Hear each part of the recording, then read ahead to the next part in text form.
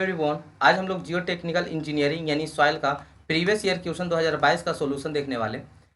आज हम लोग सिर्फ सब्जेक्टिव का सॉल्यूशन करेंगे। ऑब्जेक्टिव का एक अलग से सेशन कर देंगे जिसमें 2020, 21, 22 का तीनों का ऑब्जेक्टिव एक साथ कंबाइन करके अलग से वीडियो बना देंगे, जैसा कि हम लोग mechanics of material and hydraulics engineering में किए थे। ठीक है, तो 2020, 21, 22 का ऑब्जेक्टिव का अलग से कंबाइन करके एक अलग से सेशन दे देंगे। आज हम लोग क्वेश्चन नंबर 2 से स्टार्ट कर रहे हैं और जो पीडीएफ हो जो पीडीएफ पे थ्योरी बता देंगे और आपका बोर्ड पे न्यूमेरिकल सॉल्व करवा देंगे। ठीक है, तो आइए स्टार्ट करते हैं हम लोग क्वेश्चन नंबर 2 से।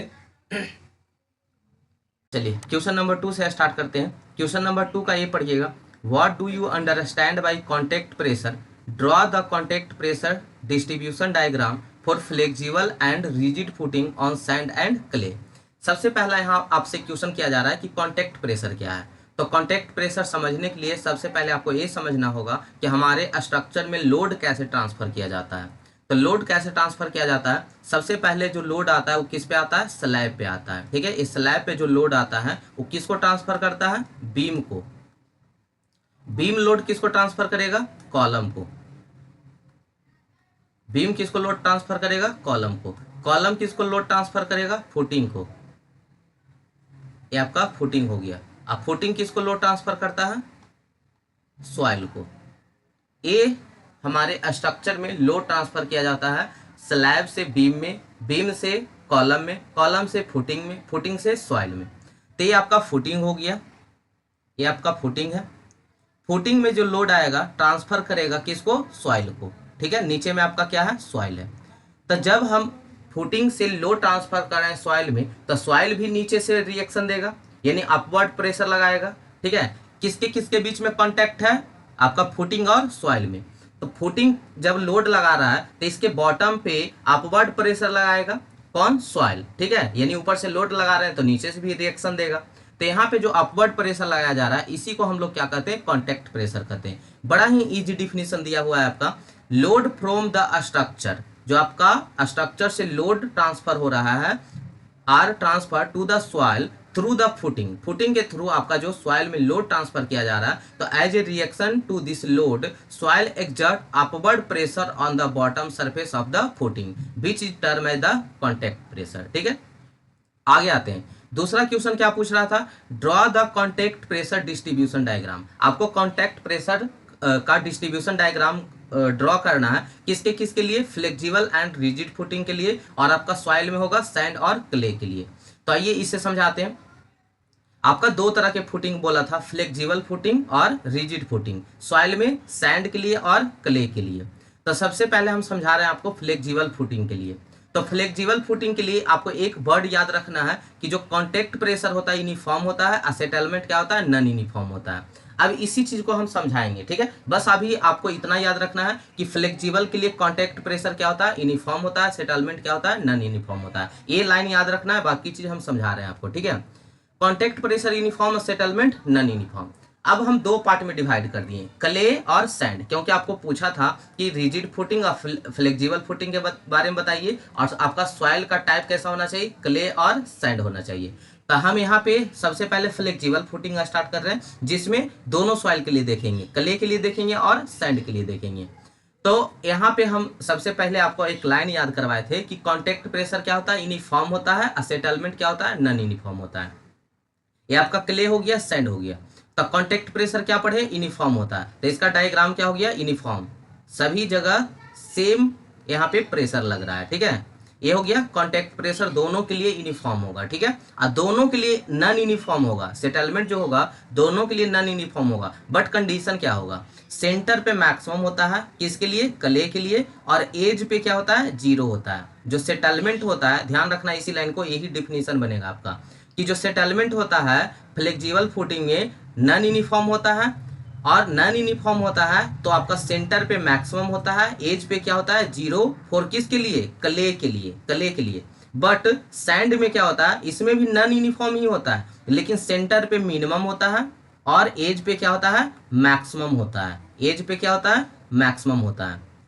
क्लियर हुआ कि फ्लेक्सिबल फुटिंग में क्ले और सैंड, आपको भी एग्जाम में इसी तरह से लिखना है, ठीक है, फुल मार्क्स देगा अगर इस तरह से बना के बढ़िया से लिख दीजिएगा था कि सबसे पहले यहाँ पे फ्लेक्सिबल फुटिंग लिखिएगा, उसमें एक लाइन लिख दीजिएगा कॉन्टैक्ट प्रेशर यूनिफॉर्म होता है, सेटलमेंट क्या होता है, नॉन यूनिफॉर्म होता है। तो क्ले में और सैंड में दोनों में कॉन्टैक्ट प्रेशर यूनिफॉर्म होगा और दोनों में नॉन यूनिफॉर्म होगा, बट कंडीशन क्या होगा, क्ले में सेंटर पे मैक्सिमम होता है, एज पे क्या होता है, 0 होता है। उसी प्रकार से सेटलमेंट नॉन यूनिफॉर्म होगा सैंड में, लेकिन यहाँ पे सेंटर में मिनिमम होता है और एज पे क्या होता है, मैक्सिमम होता है। क्लियर हो गया, बस इसी को आप डिफिनीशन बन जाएगा। इसी से क्या पढ़े अभी ऊपर, क्या क्या क्या समझे उसी को लिख दीजिए।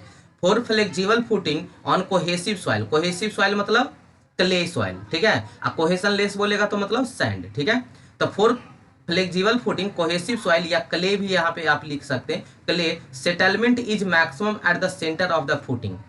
क्ले के लिए सेंटर पे क्या था, सेटलमेंट मैक्सिमम था, बट एज पे क्या था, 0 था।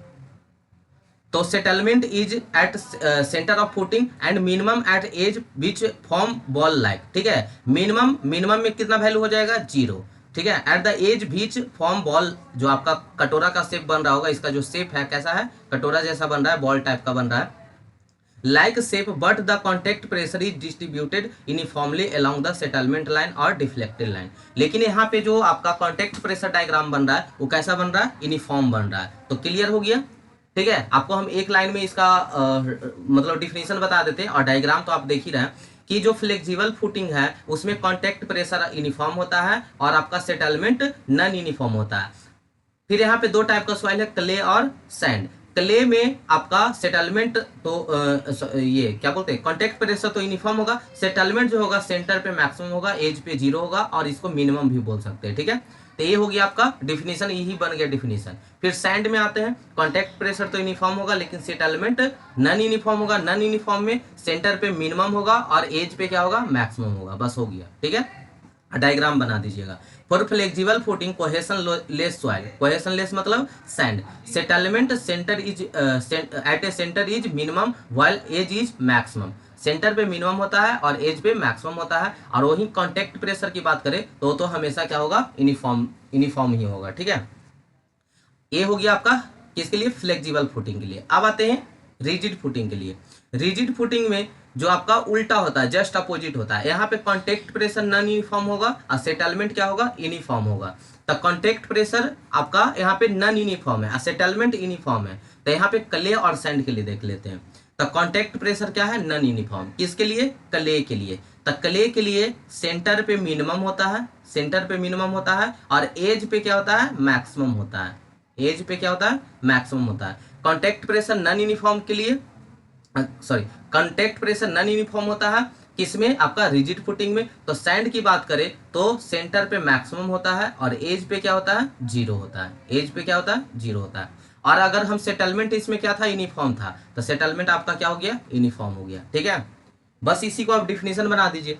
For rigid footing resting on cohesive soil, settlement is uniform but contact pressure varies at edge, contact pressure is maximum, और सेंटर पे क्या होता है, मिनिमम होता है। तो सेंटर पे आपका मिनिमम हो गया और एज पे क्या हो गया, मैक्सिमम हो गया। लेकिन सेटलमेंट यहाँ पे क्या होता है, यूनिफॉर्म होता है। And its centre is minimum which form is inverted ball shape, ठीक है। अब यहाँ पे आते हैं, इसका डिफिनेशन देखिए। For rigid footing contact pressure is maximum at centre and gradually reduces to 0 toward edge. Edge पे क्या हो जाता है, 0 हो जाता है, एज पे आपका 0 हो जाता है, और सेंटर पे क्या होता है, मैक्सिमम होता है। Settlement is uniform is this case also. यहाँ पे सेटलमेंट क्या होता है, यूनिफॉर्म होता है, यहाँ भी सेटलमेंट क्या होता है, यूनिफॉर्म होता है। तो अब हम लोग नेक्स्ट क्वेश्चन देखते हैं, क्वेश्चन नंबर 2 का बी। क्वेश्चन नंबर 2 का बी वर्टिकल स्ट्रेस निकालने से रिलेटेड क्वेश्चन है, और ऐसा क्वेश्चन आपके एग्जाम में एक क्वेश्चन फिक्स रहेगा। क्वेश्चन बहुत इजी है, फार्मूला आपको पता होना चाहिए। गिवन डाटा निकालिए और फार्मूला में पुट कर दीजिए, आंसर आ जाएगा। तो एक क्वेश्चन को अच्छे से सीख लीजिएगा, ऐसा एक क्वेश्चन आपका एग्जाम में आने वाला है। तो चलिए इसको हम बोर्ड पे समझाते हैं आपको। क्वेश्चन पढ़िएगा यहाँ पे, calculate the vertical stress at a point P. Vertical stress को हम लोग सिग्मा जेड से डिनोट करते हैं, यानी इस वर्टिकल स्ट्रेस सिग्मा जेड का वैल्यू निकालना है, किस पॉइंट पे निकालना है, पी पॉइंट पे निकालना है। तो यहाँ पे आपको पी पॉइंट दिखाए हैं, इस पी पॉइंट पे आपको क्या निकालना है, सिग्मा जेड का वैल्यू निकालना है, यानी वर्टिकल स्ट्रेस निकालना है।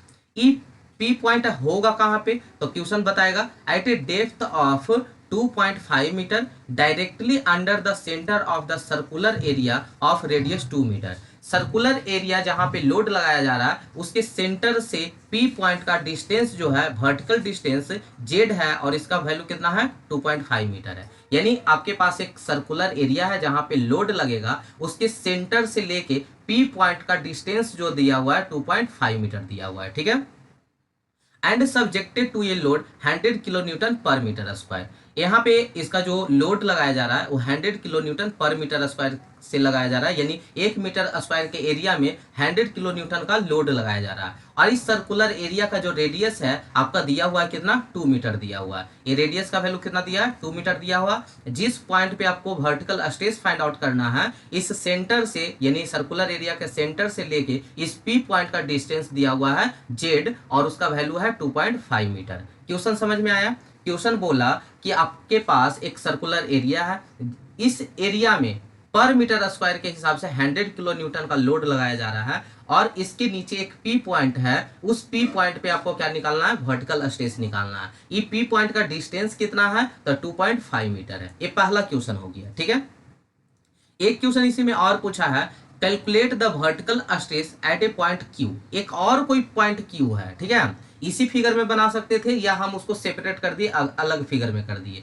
एक और कोई पॉइंट क्यू है, उस पॉइंट पे वर्टिकल स्ट्रेस निकालना है। तो वो पॉइंट क्यू कहाँ पे है उसके बारे में क्वेश्चन बताएगा। बीच at the same depth, same ही डेप्थ, वर्टिकल डेप्थ इसका भी सेम ही है। कितना डेप्थ है इसका, जेड है जो कितना है 2.5 मीटर है, ठीक है। यहाँ पे क्यू पॉइंट है 2.5 metre away from the centre of the loaded area. जो लोडेड एरिया का सेंटर है वहां से 2.5 मीटर दूर को एक पॉइंट क्यू है, इस क्यू पॉइंट पे आपको वर्टिकल स्ट्रेस निकालना है। इसका भी वर्टिकल डेप्थ सेम ही है, Z equal to 2.5 metre. Question खुद बता रहा है, यहाँ पे पढ़िएगा।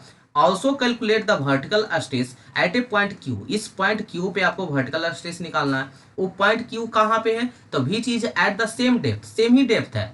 जो आपका सेंटर है, सर्कुलर एरिया का सेंटर है, वहां से जो क्यू का डेप्थ होगा वो जेड है, यानी 2.5 मीटर है, सेम ही डेप्थ है, ठीक है, 2.5 मीटर।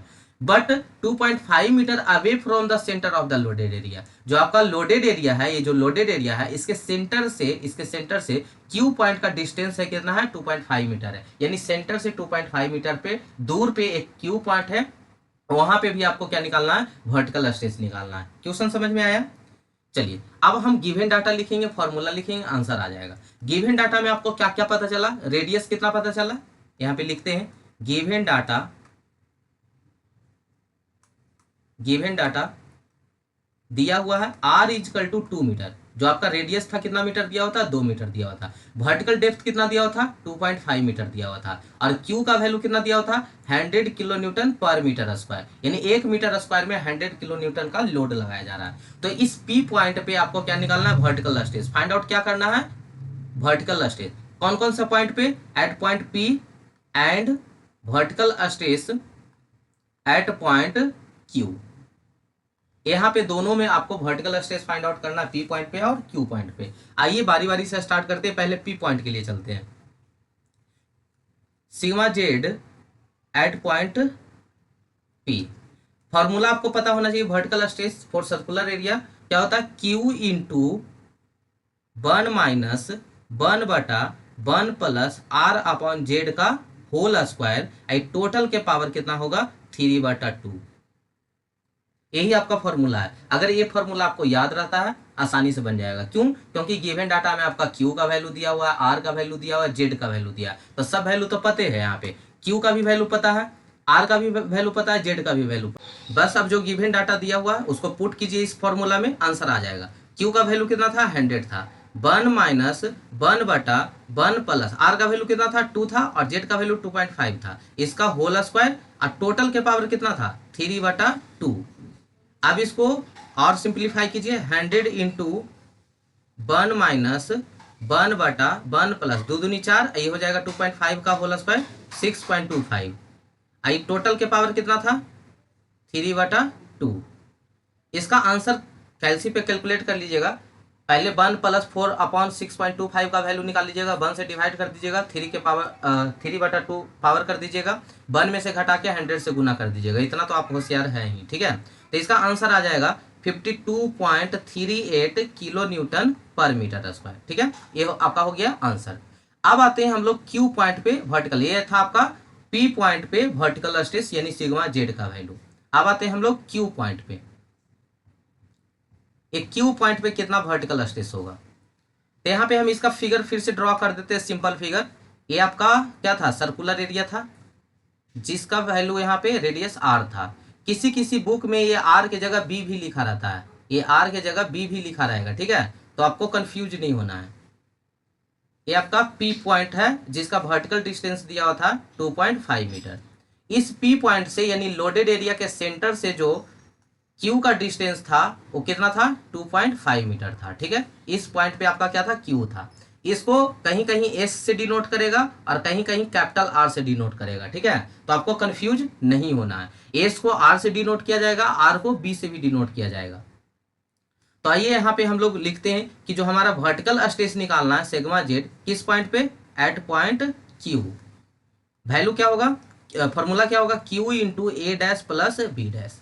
ये ए डैश बी डैश कैसे निकलेगा, हमको तो क्यू का वैल्यू मालूम है 100 kilo newton per metre square, Q का वैल्यू मालूम है, ए डैश बी डैश कैसे निकलेगा। तो हम एक टेबल इसमें अटैच करना भूल गए, है ना। टेबल आपको व्हाट्सअप ग्रुप पे हम सेंड कर देंगे। जो बाद में लेट ज्वाइन होंगे उनके लिए हम नंबर दे देते हैं 9905533471 पे, आप टेबल हमसे ले लीजिएगा। ठीक है, टेबल में क्या करते हैं, ए डैश और बी डैश का वैल्यू खोजते हैं। कैसे खोजते हैं, वो डिपेंड करता है किस पे, जेड अपॉन आर पे और एस अपॉन आर के रेशियो पर। ठीक है, तो यहाँ पे हम लिख देते हैं, वो टेबल आप ले लीजिएगा, बहुत ही सिंपल है। जैसे आरसीसी में टाउ सी का वैल्यू खोजते थे ना, सेम उसी प्रकार से खोजिएगा।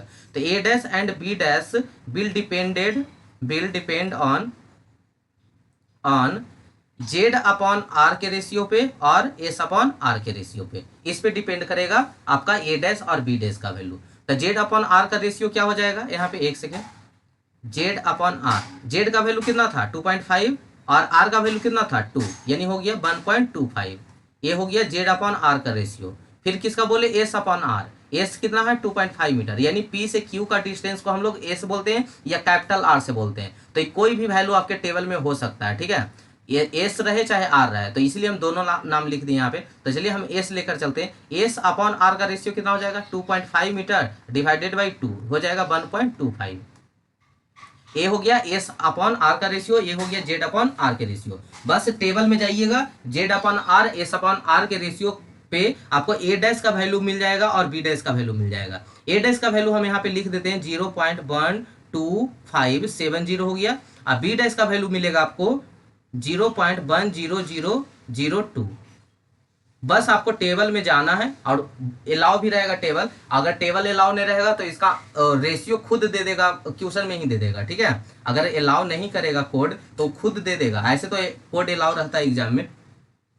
तो यहाँ पे क्या हम बोल रहे थे, सिग्मा जेड का जो वैल्यू है यानी क्यू पॉइंट पे, क्यू इंटू ए डैश प्लस बी डैश। ए डैश बी डैश किस पे डिपेंड करता है, जेड अपॉन, जेड क्या था वर्टिकल डेप्थ था, आर क्या था रेडियस था, तो इसके रेशियो पे, और एस क्या था पी और क्यू के बीच का डिस्टेंस था जिसको हम एस या कैपिटल आर से डिनोट करते हैं। तो एस अपॉन आर, ये दोनों के रेशियो पे आपका A dash B dash depend करता है। तो Z upon R, S upon R का रेशियो हम लोग निकाल लेंगे, टेबल में जाएंगे, ए डैश और बी डैश का वैल्यू मिल जाएगा। जब ए डैश और बी डैश का वैल्यू मिल जाएगा तो बस फॉर्मूला लगा देंगे, सिग्मा जेड इजिकल टू क्या हो जाएगा, क्यू इंटू ए डैश प्लस बी डैश। ठीक है, यहाँ पे Q का वैल्यू हो गया 100। अच्छा, आज जिनको प्रॉब्लम होगा ए डैश बी डैश खोजने में तो आप हमसे कांटेक्ट कीजिएगा व्हाट्सएप पे, अन्य तो फिर अभी दूसरा ये 2021 का करवा रहे हैं ना, 2022 का ना करवा रहे हैं, 2021 वाला करवाएंगे तो उसमें हम आपको सिखा देंगे कैसे खोजते हैं। वैसे बहुत आसान होगा, खुद खोज लीजिएगा आप। फिर भी नहीं मिलता है तो आप हमसे कॉन्टेक्ट कीजिएगा, या तो हिंट देंगे समझ लीजिएगा, नहीं समझिएगा तो हम वीडियो बना देंगे। ठीक है, 0.125 हम अटैच करना भूल गए इसमें, 0.12570 और बी डैश का वैल्यू कितना है 0.10002। ठीक है, इसको कैलकुलेट कीजिएगा कितना आ जाएगा, 0.12570 प्लस 0.1002 इंटू 100 आ रहा है आंसर आपका 22.572 kilo newton per metre square. ठीक है, ये सिग्मा जेड का वैल्यू हो गया यानी वर्टिकल स्ट्रेस हो गया एट पॉइंट क्यू। तो पी पॉइंट पे हम लोग वर्टिकल स्ट्रेस फाइंड आउट कर लिए, क्यू पॉइंट पे बड़ा ही सिंपल था। पहला में क्या किए, हम फॉर्मूला लगाए क्यू इंटू 1 माइनस 1 बटा 1 प्लस आर अपॉन जेड का होल स्क्वायर के टोटल के पावर 3/2। क्यू का वैल्यू मेरा गिवन डाटा में दिया हुआ था, जेड का वैल्यू दिया हुआ था, आर का वैल्यू दिया हुआ था। Vertical stress at a point P निकाल लिए। Vertical stress at point Q के लिए क्यू इंटू ए डैश प्लस बी डैश, दम सिंपल है। ए डैश बी डैश किस पे डिपेंड करेगा, जेड अपॉन आर पे, एस अपॉन आर के रेशियो पे। जेड अपॉन आर के रेशियो निकाल लीजिएगा, एस अपॉन आर के रेशियो निकाल लीजिएगा। टेबल में जाइएगा, आपको तुरंत पता चल जाएगा ए डैश का वैल्यू, बी डैश का वैल्यू कितना होगा, निकालिएगा, पुट कीजिएगा, आंसर आ जाएगा। ठीक है, तो ये क्वेश्चन नंबर 2 का बी कंप्लीट हुआ। ठीक है, चलिए अब हम लोग क्वेश्चन नंबर 3 का ए देखते हैं। Define thixotropy, sensitivity and activity number. इसमें 3 क्वेश्चन पूछा है आपका। थिस्कोट्रॉपी के बारे में समझा है, सेंसिटिविटी के बारे में समझा है और एक्टिविटी नंबर के बारे में समझा है। किन्हीं का मैसेज आया था कि हम एग्जाम में खूब लिखते हैं बट हमको नंबर नहीं मिलता है। हम रीजन बताते हैं। जैसे यहाँ पे क्वेश्चन नंबर 3 के ए में 3 क्वेश्चन पूछा है, थिस्कोट्रॉपी, सेंसिटिविटी और एक्टिविटी नंबर। ये 3 का एक कितना मार्क्स का होगा, 7 मार्क्स का होगा, है ना। ये कितना मार्क्स का होगा, 7 मार्क्स का। यानी एक क्वेश्चन कितना का पड़ा, 2.3 मार्क्स का पड़ा, 2.3 मार्क्स का पड़ा और 2.3 मार्क्स का पड़ा। ठीक है, अब इस 2.3 मार्क्स का पढ़ा यानी लगभग 2 मार्क्स का, तो आपको आंसर 2 ही मार्क्स जैसा लिखना है। तो कोई क्या करेगा, थिस्कोट्रॉपी बहुत दम आसान क्वेश्चन है, इसको 1 पेज में लिख देगा। सेंसिटिविटी को भी 1 पेज में लिख देगा, एक्टिव नंबर को भी 1 पेज में लिख देगा, यानी 2-3 पेज पहुंचा दिया 7 मार्क्स का क्वेश्चन का। आपको नंबर 7 ही मार्क्स न देगा, ज्यादा लिख दीजिएगा तो ज्यादा नंबर दे देगा, नहीं 7 ही मार्क्स देगा। ठीक है, और अब क्या किया आप कि ज्यादा लंबा लिख दिया, उससे कोई दिक्कत नहीं है, उसका मतलब कोई हर्ज नहीं है। ठीक है, कि ज्यादा लिख भी रहे हैं तो कोई दिक्कत नहीं, लेकिन आपका टाइम नहीं बच पा रहा है। टाइम नहीं बच पा रहा है तो आप न्यूमेरिकल करने गए, दम हड़बड़ा के कर दिए, कैलकुलेशन वगैरह मिस्टेक कर दिए, आपका नंबर वहां पे कट गया। तो यही कारण होता है आप लोग का नंबर कम होने का। जो जितना टाइम मांग रहा है 2 नंबर का है, यानी एक क्वेश्चन यहाँ पे 2.3 मार्क्स का है, यानी लगभग 2 मार्क्स का है, तो इसका आंसर 2 ही मार्क्स जैसा लिखिए, छोटा ही लिखिए, ताकि आपका टाइम बचे और उस टाइम को आप न्यूमेरिकल में लगा सके, उसमें कैलकुलेशन वगैरह या कंसेप्ट वगैरह अच्छे से यूज कर पाए। तो आप लोग क्या करते हैं, थ्योरी, जैसे 3 का ये है थ्योरी, तो थ्योरी को लंबा चौड़ा लिख रहे हैं, देख रहे हैं टाइम कम बच रहा है, न्यूमेरिकल को जल्दी जल्दी सोल्व किए, आंसर वगैरह मतलब कैलकुलेशन वगैरह मिस्टेक हो गया, नंबर काट लिया। यहाँ भी नंबर आपको जितना मिलना था उतना ही मिलेगा, और वहां तो कैलकुलेशन वगैरह मिस्टेक कर दिए तो वहां भी आपका नंबर कम हो गया। यही वजह होता है आपका नंबर कम होने का। ठीक है, तो आपको क्या हम बस समझाना चाह रहे थे कि जितना पूछे उतना ही आंसर करना है। ठीक है, 2 नंबर का है तो थिस्कोट्रॉपी को बस हम डिफाइन कर देंगे और हाँ शॉर्ट में लिखेंगे, लेकिन कंसेप्ट उसका पूरा दे देंगे। ठीक है, तो ये सब चीज घर पे ही ट्राई कीजिएगा। चलिए हम लोग स्टार्ट करते हैं 3 का ए में थिस्कोट्रॉपी। देखिएगा थिस्कोट्रॉपी क्या होता है, जिसे मान लीजिए कि आपका सॉइल था, ठीक है, इसको हम रीमोल्ड कर दिए। रीमोल्ड का मतलब इसको अनडिस्टर्ब कर दिए और यहाँ पे इसको हम सॉइल को लाके रख दिए। अब एक लंबे टाइम के बाद ये जो अनडिस्टर्ब सॉइल है ये क्या करेगा, अपना स्ट्रेंथ को रीगेन करना स्टार्ट करेगा। तो इसी के प्रॉपर्टी को हम लोग क्या बोलते हैं, थिस्कोट्रॉपी बोलते हैं। बताइए, दो मार्क्स का ट्यूशन था, 2 मार्क्स को कितना अच्छा से हो गया, एकदम शॉर्ट में और फुल कंसेप्ट हो गया। तो इसी तरह से आप लोग को भी करना है, एक एग्जाम में नहीं होता है, घर पे आपको प्रैक्टिस करना होगा कि 2 नंबर का है तो इसको हम शॉर्ट में कैसे लिखे ताकि उसको पूरा कंसेप्ट भी मिल जाए और मेरा आंसर भी हो जाए। ठीक है, तो थिस्कोट्रॉपी क्या हो गया, it is a property of soil by virtue of which soil regain its strength when it is a left undisturbed to long period of time, is called thixotropy. Next आते हैं सेंसिटिविटी के बारे में। तो सेंसिटिविटी को define करने के लिए हम लोग इसको रेशियो में डिफाइन करते हैं कि किसका किसका रेशियो होता है, तो compressive strength of undisturbed soil to the compressive strength of disturbed soil के रेशियो को हम लोग क्या बोलते हैं, सेंसिटिविटी बोलते हैं। तो इसको पढ़िएगा डिफिनेशन। सेंसिटिविटी, जिसको एसटी से डिनोट करते हैं, sensitivity is defined as the ratio of unconfined compressive strength of undisturbed soil to the unconfined compressive strength of disturbed soil. तो इसी के रेशियो को हम लोग सेंसिटिविटी बोलते हैं। किसके किसके रेशियो को, तो अनकन्फाइंड कंप्रेसिव स्ट्रेंथ किसका, अनडिस्टर्ब सॉइल का, to the unconfined compressive strength किसका, डिस्टर्ब सॉइल का। तो इसी के रेशियो को हम लोग क्या बोलते हैं, सेंसिटिविटी बोलते हैं। ठीक है, सिंपल सा डिफिनेशन है, किसका किसका रेशियो होगा, अनकन्फाइंड कंप्रेसिव स्ट्रेंथ किस सॉइल का, अनडिस्टर्ब सॉइल का, to the unconfined compressive strength disturbed soil का। इसी के रेशियो को हम लोग सेंसिटिविटी कहते हैं। और सेंसिटिविटी अगर मान लीजिए 1 आया, इसका रेशियो 1 आया, तो उस सॉइल को हम इनसेंसिटिव बोलते हैं। अगर 1 से 4 के बीच में उसका वैल्यू आया, सेंसिटिविटी का वैल्यू आया, तो उसको हम मॉडरेट सेंसिटिव बोलते हैं। 4 से 8 के बीच में आया तो सेंसिटिव बोलते हैं, और 8 से 16 के बीच में आया है तो एक्स्ट्रा सेंसिटिव बोलते हैं। अगर 16 से ग्रेटर देन वैल्यू आए एसटी का यानी सेंसिटिविटी का, तो उसको हम लोग क्या बोलते हैं, क्यूब क्ले बोलते हैं। यहाँ से एक एमसीक्यूज भी पूछा जा सकता है कि क्यूब क्ले के लिए सेंसिटिविटी कितना होनी चाहिए, तो ग्रेटर देन 16। तो यहाँ से एक एमसीक्यूज भी रहेगा, तो ये सब डाटा देख के चलिएगा, यही सब रहता है आपके एमसीक्यूज में, ठीक है। और लिखने का भी काम आएगा और ऑब्जेक्टिव भी सोल्व होगा। तो चलिए हम अब देखते हैं एक्टिविटी के बारे में।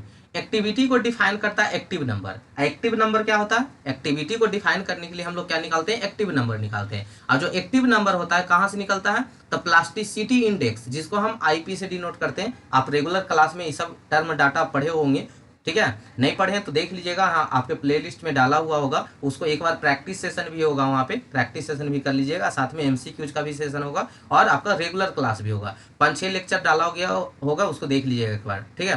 तो एक्टिव नंबर जो कैसे निकालते हैं हम लोग, तो ये रेशियो होता है किसका किसका, plasticity index to the percentage of clay particle, percentage of clay particle. यहाँ से हम लोग क्या निकालते हैं, एक्टिव नंबर निकालते हैं। और एक्टिव नंबर अगर मान लीजिए कि 0.75 से कम है, ठीक है, अगर आपका एक्टिव नंबर 0.75 से कम है तो उस सॉइल को इनएक्टिव बोला जाता है, ठीक है।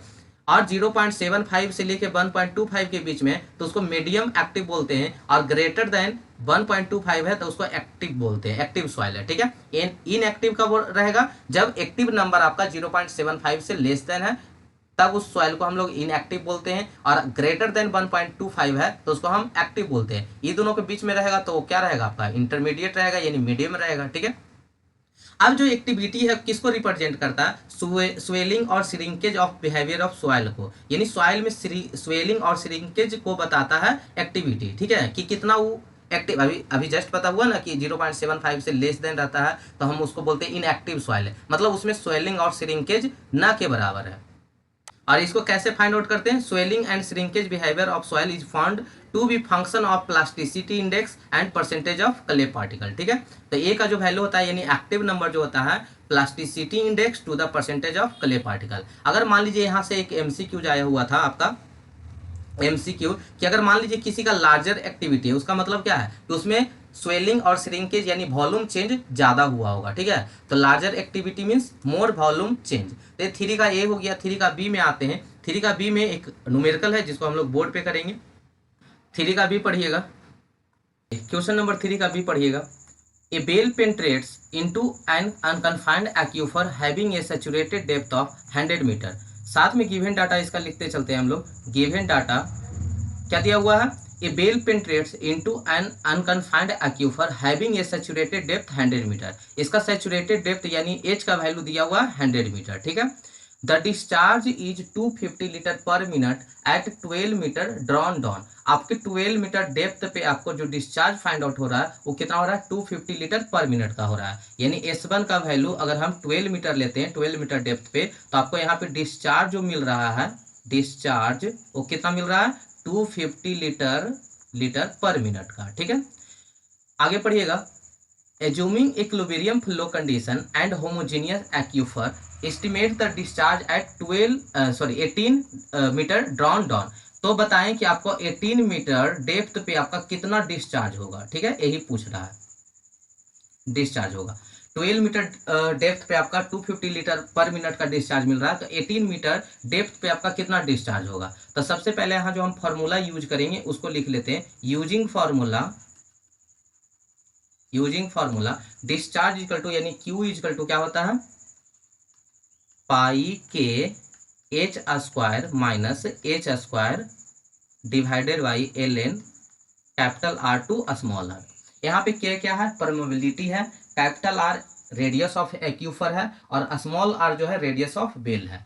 हमें यहाँ से 2 डिस्चार्ज निकालना है। पहला तो दिया हुआ है जो S1 पे दिया हुआ है यानी 12 मीटर पे दिया हुआ है 250 लीटर पर मिनट का, और S2 पे कितना है, S2 कितना है, 18 मीटर है। यहीं पे हमको डिस्चार्ज निकालना है, यानी हमको सबसे पहले H1 और H2 का वैल्यू फाइंड आउट करना होगा, क्योंकि यहाँ पे हमको परमेबिलिटी भी नहीं दिया हुआ है, आपका R का भी वैल्यू नहीं दिया हुआ है, स्मॉल r का भी वैल्यू नहीं दिया हुआ। तो एक रिलेशन बन जाएगा ना, पहले हम 12 मीटर पे डिस्चार्ज निकाल लेंगे क्योंकि यहाँ पे हमको डिस्चार्ज का वैल्यू दिया हुआ है, तो यहाँ से pi k upon ln R का रेशियो निकल जाएगा। इसी R के रेशियो जो रहेगा सेकेंड 18 मीटर वाला में पुट कर देंगे। चलिए यहाँ पे हमको डिस्चार्ज दिया हुआ था 12 मीटर डेप्थ पे हमें डिस्चार्ज दिल है 250 लीटर पर मिनट। तो यहाँ से हम लिख सकते हैं S1 का जो वैल्यू है 12 मीटर है, और यहाँ पे जो डिस्चार्ज है जिसको हम Q1 लिख रहे हैं वो कितना है आपका 250 लीटर पर मिनट है। तो यहाँ से Q1 क्या हो जाएगा, Q1 इजकल टू पाई के एच स्क्वायर माइनस H1 का whole square divided by ln R upon R। अब यहाँ से हमें डिस्चार्ज दिया हुआ है Q1 का वैल्यू 250, यहाँ पे पुट कर देंगे 250 इजकल टू पाई के, परमेबिलिटी तो नहीं दिया था उसको वैसा ही छोड़ देंगे। एच का वैल्यू दिया होता सैचुरेटेड डेप्थ 100 का होल स्क्वायर माइनस H1 कैसे निकलेगा, बगल में निकाल देते हैं। Saturated depth H equal to S plus H1 होता है, S1 प्लस H1 होता है। एच का वैल्यू कितना दिल था 100, S1 का कितना दिल है 12 मीटर, तो H1 का वैल्यू कितना हो जाएगा 100 माइनस 12 हो गया 88, ठीक है 88 मीटर हो गया। अब इसको H1 की जगह 88 का होल स्क्वायर पुट कर देंगे और आपका क्या हो गया ln R to the small R, यानी ना आपको परमेबिलिटी दिल था, ना आपको रेडियस ऑफ बेल दिल था, ना रेडियस ऑफ एक्यूफर दिया हुआ था। तो इसको रेशियो हम ऐसा ही रहने देंगे और उसको सेकेंड डिस्चार्ज में पुट कर देंगे, आ जाएगा आपका वैल्यू, ठीक है। तो ये हो गया आपका इक्वेशन नंबर 1। इसको और थोड़ा सा सिंप्लीफाई कर लेते हैं, इधर तो जगह नहीं इधर कर देते हैं।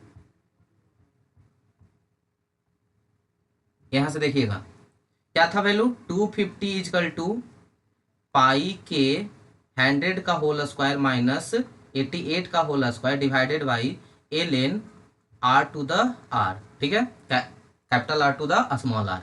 इसको हम 100 स्क्वायर माइनस 88 स्क्वायर के गुना में तो इधर भागा में भेज दे, तो 250 डिवाइडेड बाई 100 का स्क्वायर इंटू माइनस 88 का होल स्क्वायर इजकल टू क्या हो जाएगा पाई के अपॉन ln और capital R to the small r। इसको इक्वेशन नंबर 1 मान लेते हैं। ये डिस्चार्ज किसके लिए आ गया मेरा Q1 के लिए आ गया। Q2 कितना मीटर पे बोल रहा था, S2 का वैल्यू कितना मीटर था 18 मीटर पे डिस्चार्ज पूछ रहा है। यहाँ पे डिस्चार्ज क्या होगा Q2 का वैल्यू, यही तो हमें निकालना है। तो फिर से हम फॉर्मूला पुट करेंगे Q2 इजकल टू क्या हो जाएगा पाई के एच स्क्वायर माइनस H2 का whole square divided by ln capital R to the small r।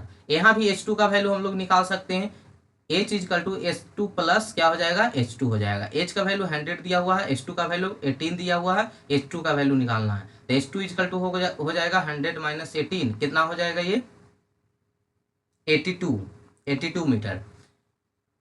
Q2 का वैल्यू तो हमें नहीं दिया हुआ था, इसको वैसा ही रहने देते हैं। Pi k upon ln R capital R to the small r। H का वैल्यू कितना दिल है 100 का होल स्क्वायर माइनस H2 का वैल्यू दिल है 82 का होल स्क्वायर। अब यहाँ से हम इक्वेशन 1 से pi k upon ln into capital R to the small r का रेशियो, इसका रेशियो कितना है 250 टू द 100 माइनस 88 का होल स्क्वायर। इसको यहाँ पे हम पुट कर सकते हैं इसके वैल्यू को। Q2 इजकल टू हो जाएगा कितना था 250 डिवाइडेड बाई 100 का होल स्क्वायर माइनस 88 का whole square into 100 square minus 82 का होल स्क्वायर। बस उस रेशियो को pi k upon ln capital R to the R के रेशियो को हम लोग यहाँ पे क्या कर लिए पुट कर लिए, बस आ गया वैल्यू Q2 का वैल्यू, यही पूछ रहा था आपसे। तो Q2 का वैल्यू कितना हो जाएगा 250 बटा 100 का होल स्क्वायर माइनस ये आपका कर लीजिएगा किसका 88 का होल स्क्वायर, तो कितना वैल्यू आ जाएगा, इसको डिवाइड कर दीजिएगा, यानी इसका आंसर आ रहा है 1 सेकेंड 100 स्क्वायर माइनस 88 का होल स्क्वायर आ रहा है 2256, ठीक है, और ये आ रहा है 100 स्क्वायर माइनस 82 का होल स्क्वायर, ये आ रहा है आपका 3276। इसको कैलकुलेट कर लीजिएगा, आ जाएगा आंसर आपका 36298 लीटर पर मिनट, ठीक है। कोई दिक्कत, Q2 का वैल्यू आपका निकल गया। क्वेश्चन नंबर 4 का ये देखते हैं अब। क्वेश्चन नंबर 4 का ए में पूछा है a horizontal stratified deposit consist of 4 layer. आपके 4 लेयर में डिवाइड है और प्रत्येक लेयर में आपका परमेबिलिटी गिवन है और उसका थिकनेस दिया हुआ है। तो यहाँ पे आपको average permeability of the deposit in horizontal direction और वर्टिकल डायरेक्शन पूछ रहा है। बहुत ही सिंपल क्वेश्चन है, एक लाइन में बन जाएगा आपका। A horizontal stratified deposit consist of 4 layer each uniform itself the permeability of the layer are 7.5 गुने 10 के पावर -4 सेंटीमीटर पर सेकेंड, 49 गुने 10 के पावर -4 सेंटीमीटर पर सेकेंड, 13 गुने 10 के पावर माइनस 4 सेंटीमीटर पर सेकेंड एंड 17 इंटू 10 के पावर माइनस 4 सेंटीमीटर पर सेकेंड। ये चारों लेयर में आपका परमेबिलिटी गिवन है, ठीक है। पहला में 7.5 गुने 10 के पावर माइनस 4, सेकेंड में 49 गुने 10 के पावर माइनस 4, थर्ड में 13.10 के पावर माइनस 4 और फोर्थ में 17 गुने 10 के पावर माइनस 4। ये आपका परमेबिलिटी दिया हुआ है प्रत्येक लेयर में। एंड देयर थिकनेस, और उस लेयर का थिकनेस कितना है, 5 मीटर है, 4 मीटर है, 70 मीटर है और आपका 6 मीटर है respectively. Find the effective average permeability of the deposit in the horizontal and vertical direction. Given data यहाँ से लिख लेते हैं। गिवन डाटा में सबसे पहले थिकनेस के बारे में लिख लेते हैं हम लोग। थिकनेस जो दिया हुआ है कितना कितना दिया हुआ है, Z1 का वैल्यू दिया हुआ है 5 मीटर है। अगर हम देखिए सभी को एक यूनिट में रखेंगे तो मेरा परमेबिलिटी सेंटीमीटर में दिया हुआ है, तो इसको हम सेंटीमीटर में कर देंगे तो 5 गुने 10 के पावर 2 सेंटीमीटर लिख सकते हैं, ठीक है। Z1 का वैल्यू हो गया। Z2 का वैल्यू हो जाएगा 4 मीटर है, तो कितना हो जाएगा 4 गुने 10 के पावर 2 सेंटीमीटर हो गया। फिर Z3 का वैल्यू लिख लेते हैं, 70 मीटर दिया हुआ है, तो कितना हो जाएगा 17 इंटू 10 के पावर 2 सेंटीमीटर, ठीक है। और अगर Z4 की वैल्यू हम लिखे तो कितना हो जाएगा 6 मीटर, यानी 6 गुने 10 के पावर 2 सेंटीमीटर। ये हो गया आपका थिकनेस, ठीक है। अब प्रत्येक लेयर में आपका कितना परमेबिलिटी दिया हुआ है उसको हम K से डिनोट करते हैं, तो K1 कितना हो जाएगा 7.5 गुने 10 के पावर माइनस 4 सेंटीमीटर पर सेकेंड हो गया। K2 का वैल्यू कितना हो जाएगा 49 गुने 10 के पावर माइनस 4 सेंटीमीटर पर सेकेंड हो जाएगा। K3 का वैल्यू कितना हो जाएगा 13 गुने 10 के पावर माइनस 4 सेंटीमीटर पर सेकेंड हो जाएगा। और आपका K4 का वैल्यू कितना हो जाएगा 70 इंटू 10 के पावर माइनस 4 सेंटीमीटर पर सेकेंड। आपको पूछ रहा है इफेक्टिव एवरेज परमेबिलिटी कितना होगा, हॉरिजेंटल डायरेक्शन में भी निकालना है, वर्टिकल डायरेक्शन में भी निकालना है, तो दोनों के लिए बारी बारी से हम लोग पहला में निकालते हैं effective average permeability in horizontal direction, यानी KH का वैल्यू, ठीक है। Effective average permeability in horizontal direction, जो KH का फॉर्मूला क्या होगा K1 into Z1 plus K2 into Z2 plus K3 into Z3 plus K4 into Z4 divided by Z1 plus Z2 plus Z3 plus Z4, ठीक है।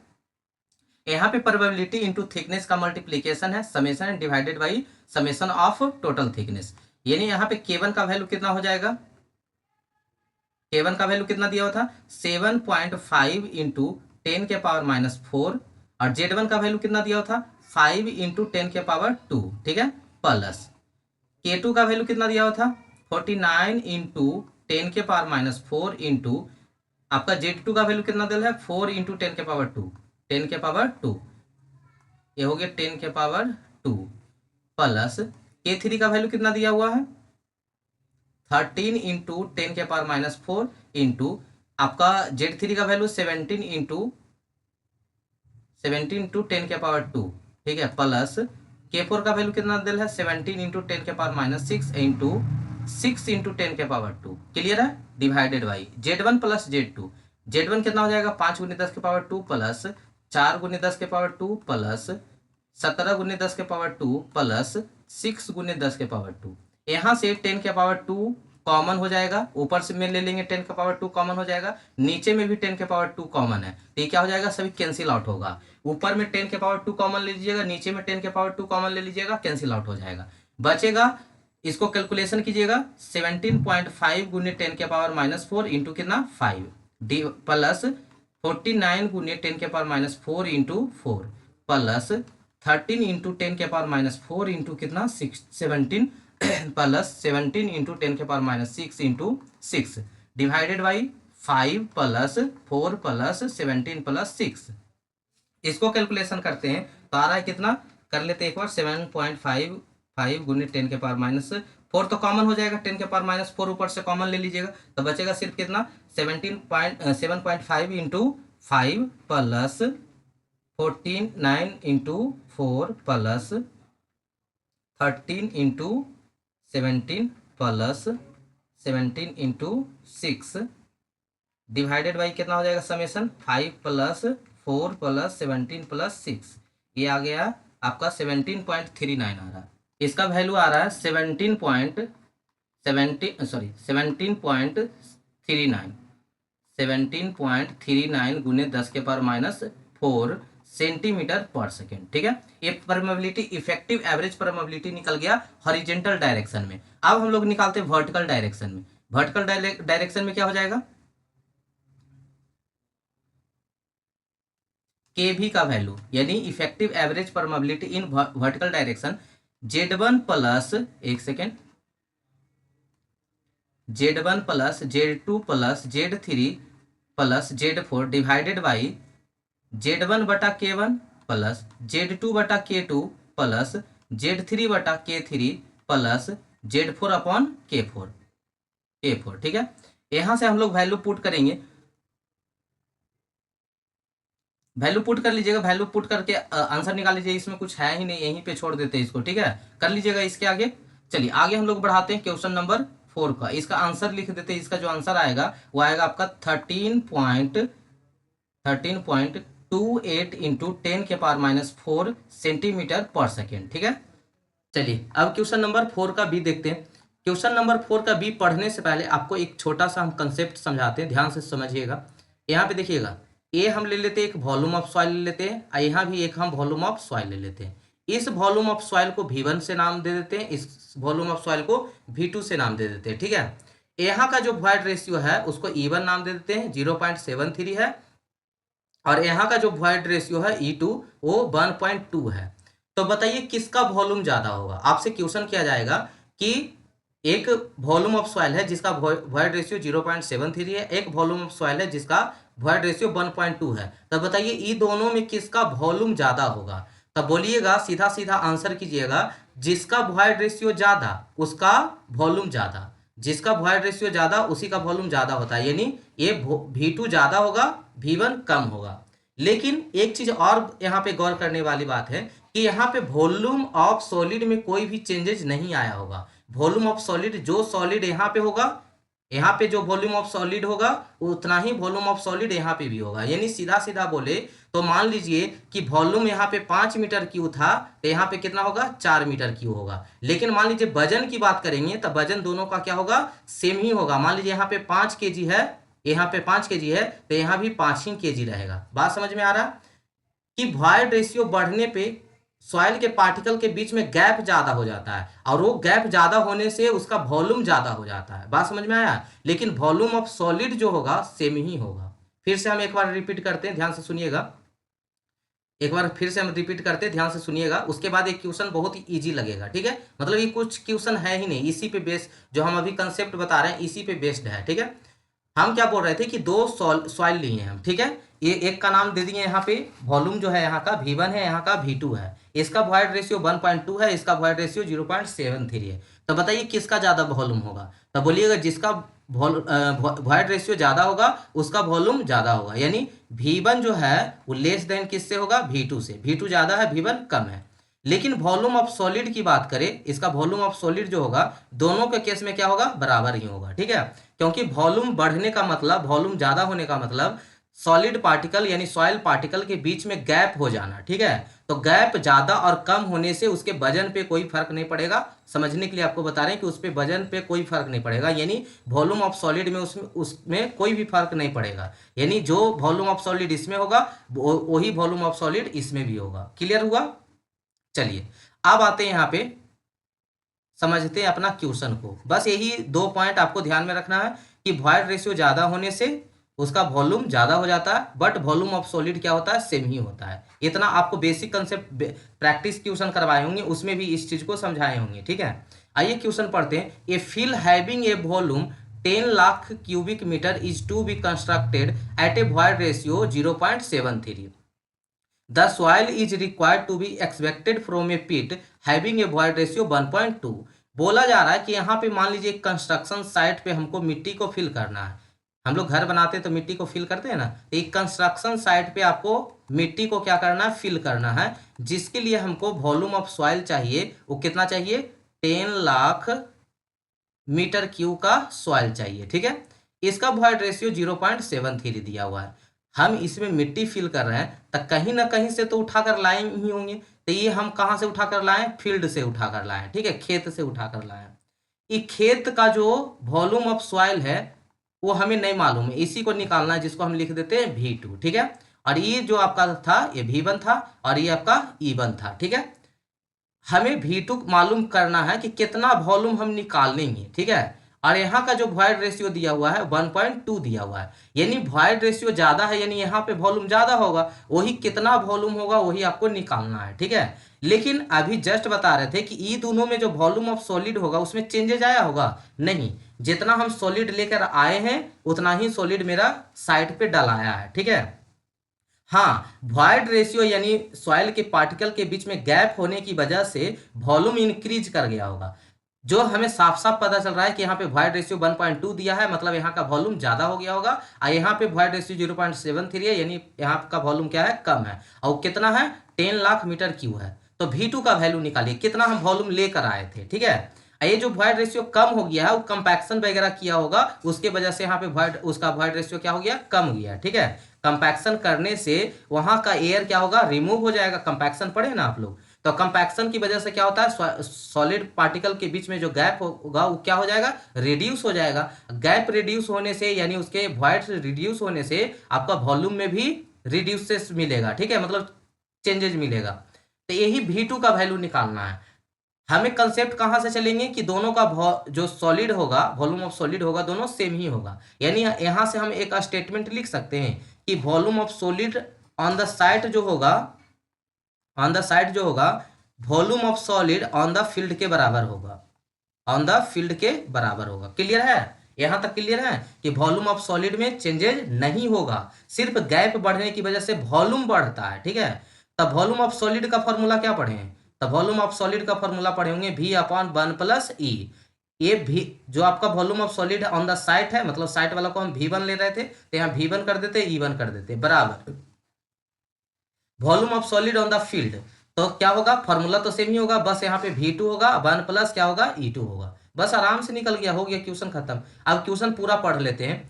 Estimate the volume of expected soil from the borrow pit, जहां से आप बोरोपिट यानी जहां से आप मिट्टी निकाल कर ला रहे हैं वहां का वॉल्यूम बताइए, किसमें, क्यूबिक मीटर में। And also find the number of trip required by A truck if it's load carrying capacity कितना है, 20,000 क्यूबिक मीटर है। बता रहा कि कितना ट्रिप लगेगा, कई मतलब ट्रक से भर भर के ले जा रहा है हम साइड पे, तब कई ट्रक जाएगा मिट्टी, कई ट्रक। पहले तो हम वॉल्यूम निकालेंगे तब ना पता चलेगा कि इतना वॉल्यूम था तो कई ट्रिप लगा। एक ट्रिप में कितना मिट्टी ले जाता है, 20,000 मीटर क्यूब मिट्टी ले जाता है, तो हमको टोटल पता हो जाएगा, उसमें 20,000 से डिवाइड कर देंगे, उतना ट्रिप मेरा निकलेगा।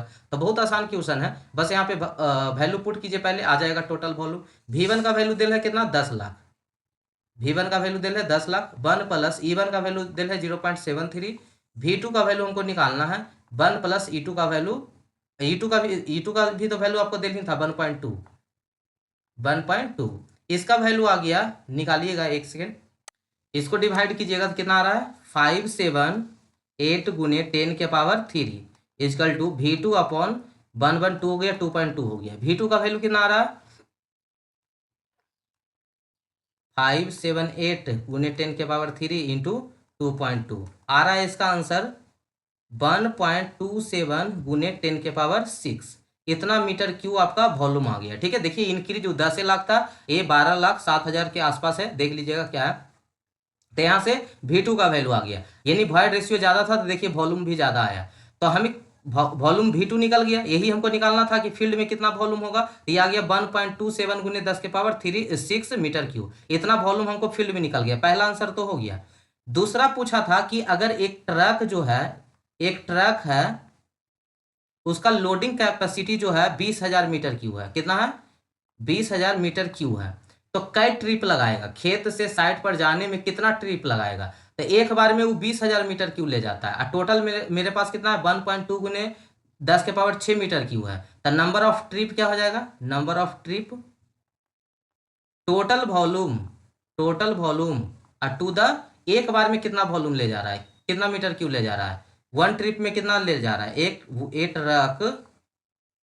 ट्रक कैरिंग कैपेसिटी, उसका कैरिंग कैपेसिटी कितना है एक बार का, तो 20,000 है, और टोटल कितना था 1.27 गुने 10⁻6 डिवाइडेड बाई, एक बार में कितना ले जा रहा है, 20,000 ले जा रहा है, तो इसको डिवाइड कीजिएगा तो 63.5, तो 63.5 ट्रिप हो सकता है, राउंड फिगर में रहेगा, या तो 63 या तो 64, तो 63, इसका तो 20,000 कैपेसिटी है, तो 63 बार में तो ले ही नहीं जाएगा, कुछ मिट्टी छूट जाएगा, अबरी बार में जाएगा तो आधा लेके चला आएगा, है ना, यानी 20,000 था तो 10,000, यानी इसको 64 ट्रिप लगेगा, बात समझ में आया? मान लीजिए आपके पास, सुनिएगा ध्यान से, आपको आपके पास 8 पॉइंट इतना है 4 है, ठीक है, 8.4 है। आप एक बार में 1 को ला सकते हैं, एक बार 1 को, तो एक बार में 1 का वो 8 बार ले आया, बाकी जो 0.4 बचा वो अब की बार में ले आइएगा। कितना ट्रिप लगेगा? 9 ट्रिप लगेगा। बात समझे? उसी प्रकार से 63.5 था तो 63 ट्रिप लगाएगा एक बार में, मतलब कम वॉल्यूम लेके आएगा।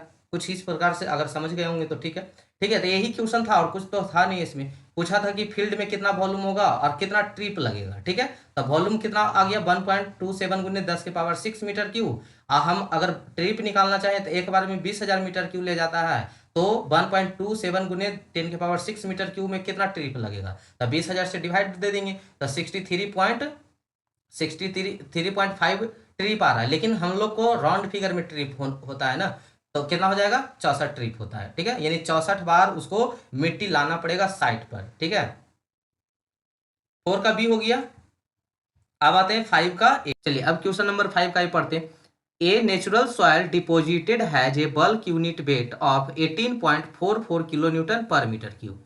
आपका बल्क यूनिट वेट दिया हुआ है नेचुरल सॉइल का, जिसको हम गामा बी या गामा टी से डिनोट करते हैं, वो दिया हुआ है 18.44 kilo newton per metre cube. Water content 5% है। Calculate the amount of water required to be added to 1 cubic metre of soil to raise the water content 15%।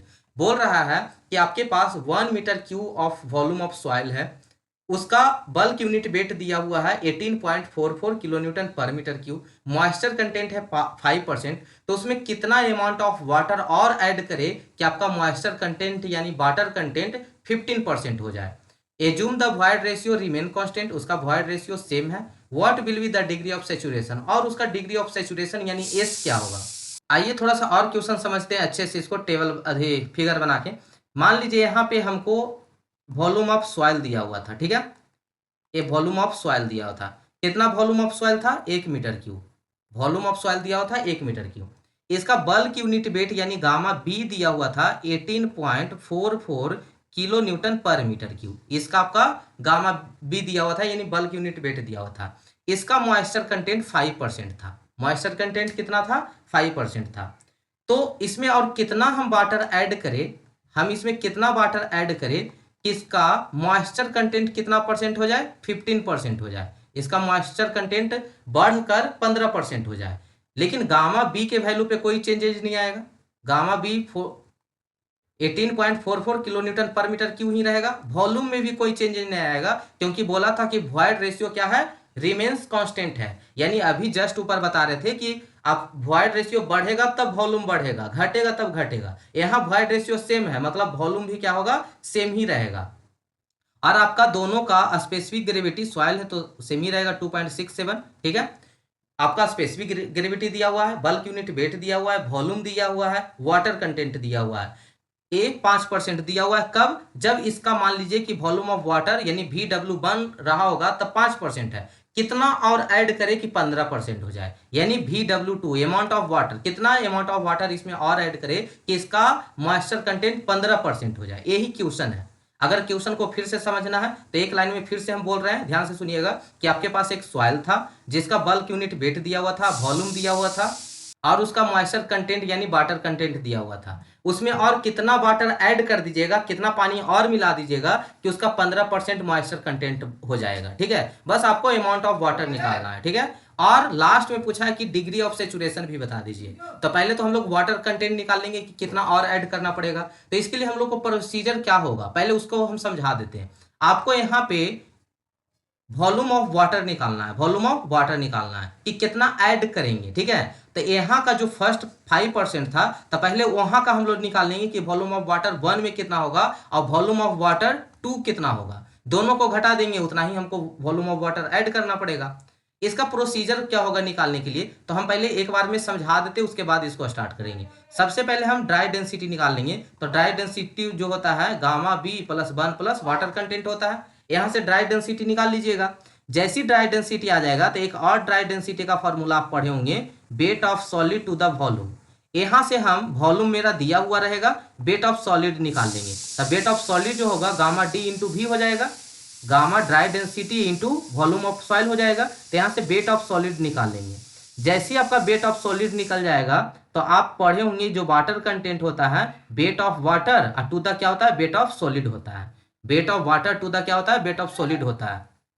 अब हमको weight of water weight of solid, अब water content पता है, अब wait of solid भी यहां से निकाल लिए, तो वेट ऑफ वाटर क्या हो जाएगा, तो weight of water water content into wait of solid हो जाएगा। जैसे ही आपको वेट ऑफ वाटर निकलेगा वैसा ही हम क्या निकाल लेंगे, वॉल्यूम ऑफ वाटर निकाल लेंगे, है ना। जैसे ही हमको पता चल जाएगा कि वेट ऑफ वाटर कितना होगा तो यहाँ से हम वॉल्यूम ऑफ वाटर निकाल लेंगे। अब वॉल्यूम ऑफ वाटर क्या होता है, तो weight of water to the unit weight of water, ठीक है, यही वॉल्यूम ऑफ वाटर निकल जाएगा। यानी हमको फॉर्मूला क्या क्या यूज करना है यहाँ से, ड्राई डेंसिटी का, ड्राई डेंसिटी से हम लोग वेट ऑफ सॉलिड निकाल लेंगे, वेट ऑफ सॉलिड आ जाएगा, वेट ऑफ वाटर हमको निकालना है और वाटर कंटेंट पता है, तो वेट ऑफ सॉलिड निकल ही गया, वाटर कंटेंट निकल ही गया, ठीक है, पहले ही से था। तो वेट ऑफ वाटर निकल जाएगा, वेट ऑफ वाटर जैसे निकलेगा तो वॉल्यूम ऑफ वाटर निकाल लेंगे, weight of water to the unit weight of water, ठीक है, तो यही प्रोसीजर रहेगा अपना। चलिए इसको हम लोग बनाते हैं, एक सेकेंड इसको इरेज करने दीजिए।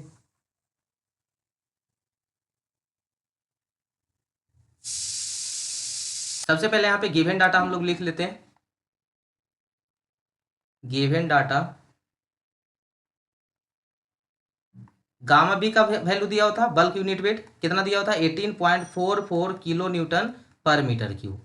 आपका वाटर कंटेंट दिया हुआ है 5%, इसको W1 से डिनोट कर लेते हैं, और जो जो बढ़कर 15% हो गया है मॉइस्चर कंटेंट उसको W2 से डिनोट कर देते हैं, यह स्मॉल w है, ठीक है।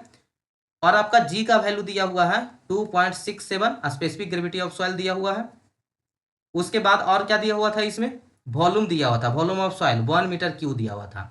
ये आपका गिवन डाटा है कि बल्क यूनिट वेट दिया हुआ था, मॉइस्चर कंटेंट दिया हुआ था, स्पेसिफिक ग्रेविटी ऑफ सॉइल दिया हुआ था, वॉल्यूम दिया हुआ था। कितना वाटर और ऐड करें, तो हम पहले निकालेंगे कि 5% मेरा मॉइस्चर कंटेंट था, उसमें कितना अमाउंट ऑफ वाटर था, और जब 15% हुआ तो उसमें कितना अमाउंट ऑफ वाटर था, घटा देंगे उतना ही हम क्या किए होंगे, ऐड किए होंगे। आइए स्टार्ट करते हैं। तो सबसे पहले यहाँ पे ड्राई डेंसिटी का फॉर्मूला लगा लेंगे, क्योंकि हम बल्क यूनिट दिया हुआ था, बल्क यूनिट बटा 1 प्लस वाटर कंटेंट। यहाँ पे ड्राई डेंसिटी कितना है निकलेगा, bulk unit wait 18.44 divided by 1 plus moisture content है उसका वैल्यू कितना हो जाएगा 5% का 0.05, परसेंटेज को फ्रैक्शन में कन्वर्ट कर लेंगे। इसके बाद इसका वैल्यू देखिएगा कितना आ रहा है, गामा डी का वैल्यू 18.44 डिवाइडेड बाई 1.05 कितना आ रहा है, ये 17.56 kilo newton per metre cube. ये आपका ड्राई डेंसिटी हो गया, ठीक है। एक और ड्राई डेंसिटी का फॉर्मूला आप पढ़े होंगे, जो क्या होता था, weight of solid to the volume, weight of solid to the volume. Dry density हम निकाल चुके हैं पीछे, कितना 17.56, तो यहाँ पे पुट करेंगे ड्राई डेंसिटी का वैल्यू कितना हो गया 17.56। वेट ऑफ सॉलिड हमको नहीं मालूम है, वॉल्यूम मालूम था कितना 1 मीटर क्यूब था, तो वेट ऑफ सॉलिड कितना निकल जाएगा, तो 17.56 इंटू 1 कितना हो गया 17.56 आपका किलो न्यूटन। ये आपका वेट ऑफ सॉलिड आ गया। वेट ऑफ सॉलिड हम निकाल लिए, तो हमें वाटर कंटेंट का फॉर्मूला मालूम है, वाटर कंटेंट होता है weight of water to the weight of solid, weight of water to the weight of solid. हमें वाटर कंटेंट दिया हुआ है और वेट ऑफ सॉलिड भी निकाल चुके हैं, तो वेट ऑफ वाटर कितना होगा, तो हम दो मेरे पास मॉइस्चर कंटेंट है, ये जो W है वो किसके लिए, कौन सा मॉइस्चर कंटेंट के लिए आप निकालना चाहते हैं, तो हम 5% वाला के लिए निकालना चाहते हैं। तो यहाँ जो W1 हो जाएगा, W1 equal to weight of water to the weight of solid, moisture content 0.05 equal to weight of water, weight of water हमें तो नहीं मालूम है, यही तो निकालना है weight of water to the weight of solid कितना है 17.56। तो यहाँ से वेट ऑफ वाटर कितना हो जाएगा 0.05 गुने 17.56, ठीक है, इसको मल्टीप्लाई कीजिएगा आ जाएगा 0.878 किलो न्यूटन। ये आपका वेट ऑफ वाटर आ गया। हम वेट ऑफ वाटर निकाल लिए, तो वॉल्यूम ऑफ वाटर निकाल सकते हैं, तो वॉल्यूम ऑफ वाटर किसके लिए, हम लोग V1 5% वाला के लिए चल रहा है, तो V1 लिख देते हैं, यानी इसमें कितना अमाउंट ऑफ वाटर रहा होगा, तब इसका वाटर कंटेंट यानी मॉइस्चर कंटेंट 5% था। तो ये हो जाएगा आपका फॉर्मूला होता है weight of water to the unit weight of water.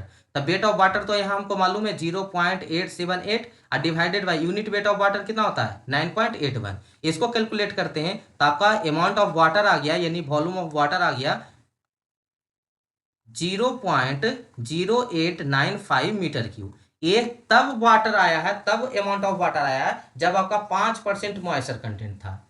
5% moisture content तब था जब उसमें हम पानी मिलाए थे 0.0895 मीटर क्यूब। अब 15% वाला के लिए निकालिए कि 15% जो मॉइस्चर कंटेंट है उसमें कितना अमाउंट ऑफ वाटर आएगा। आइए यहाँ पे कैलकुलेट करते हैं। तब for water content, volume of water,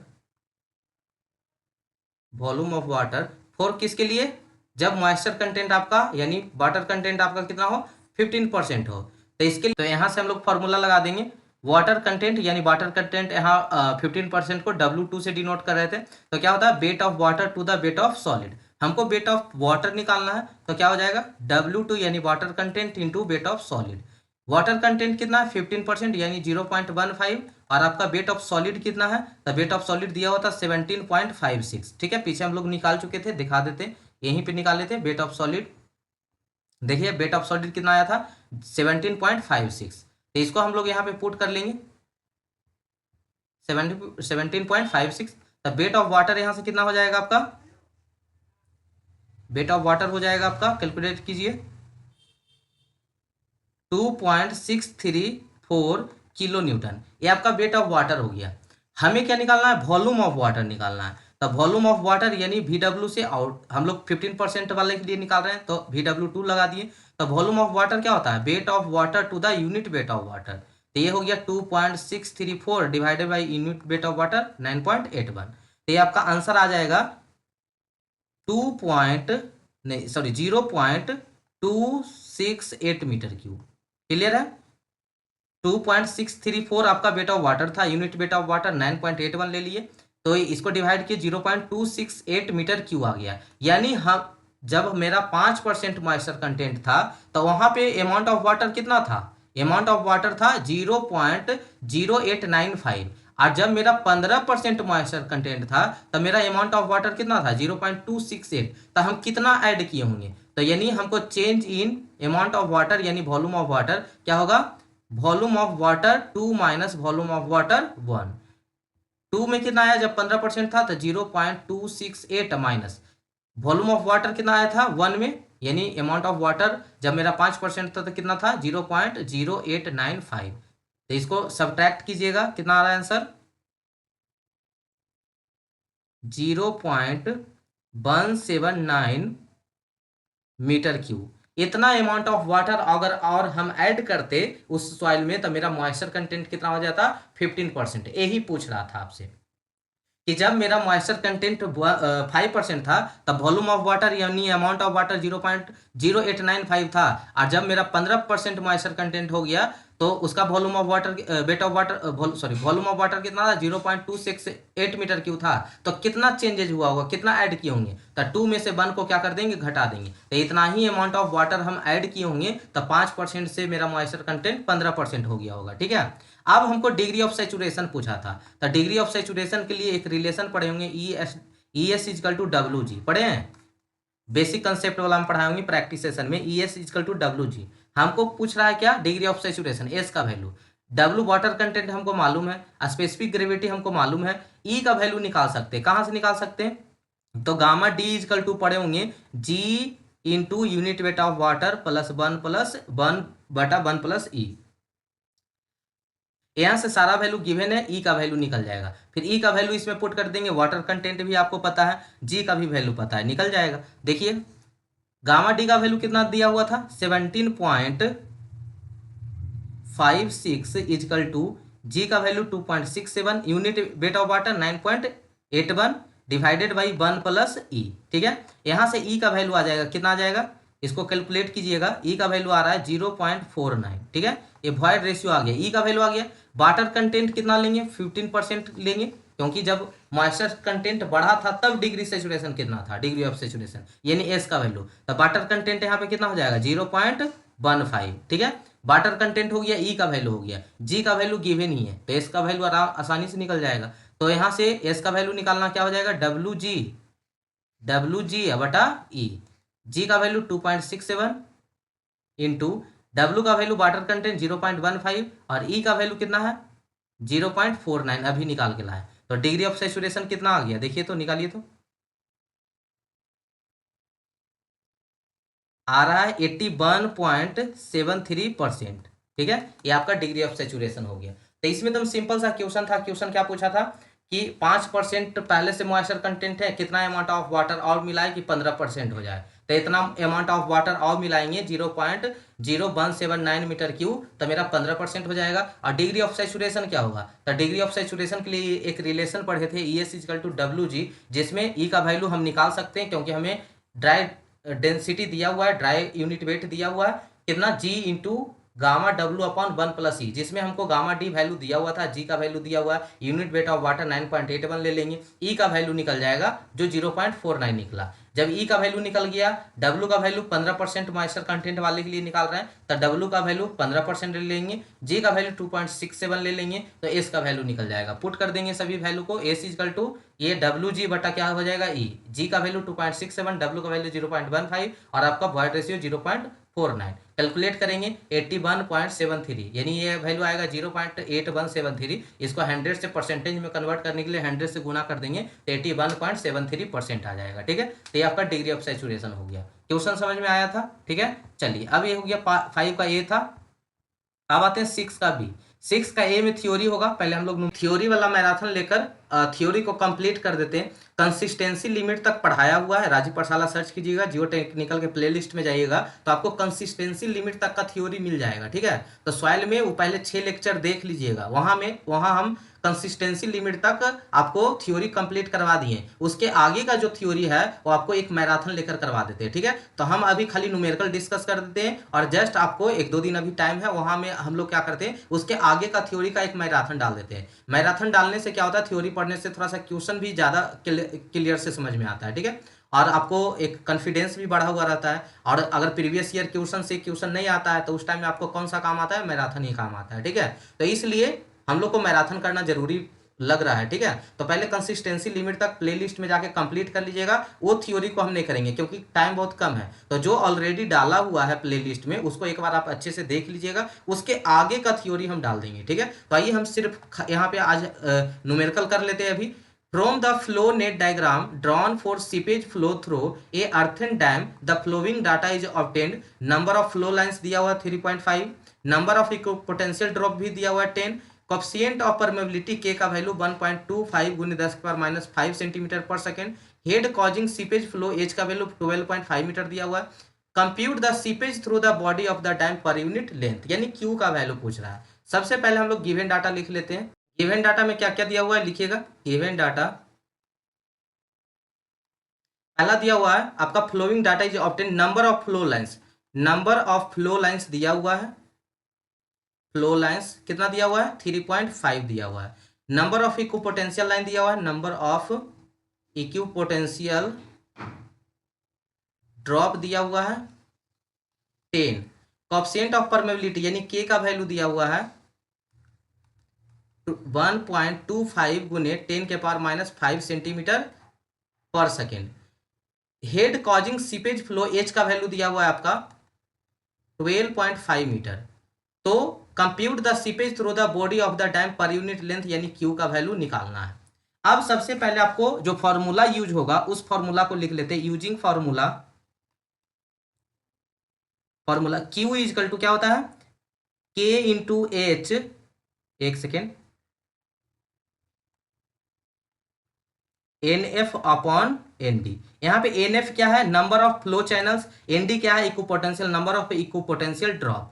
अब यहाँ पे आपको नंबर ऑफ फ्लो चैनल्स सबसे पहले निकालना पड़ेगा क्योंकि यहाँ पे परमेबिलिटी का वैल्यू दिया हुआ, के का वैल्यू दिल है, एच का वैल्यू दिल है, एन डी का वैल्यू दिल है, number of equipotential drop का वैल्यू दिल है, नंबर ऑफ फ्लो चैनल्स निकालना पड़ेगा। तो जो नंबर ऑफ फ्लो चैनल्स होता है वो नंबर ऑफ फ्लो लाइन्स -1 होता है। ठीक है, यानी नंबर ऑफ फ्लो चैनल्स, एक second, number of flow channels is equal to, यानी इसको एन एफ से डिनोट करते हैं, number of flow lines -1, flow lines -1।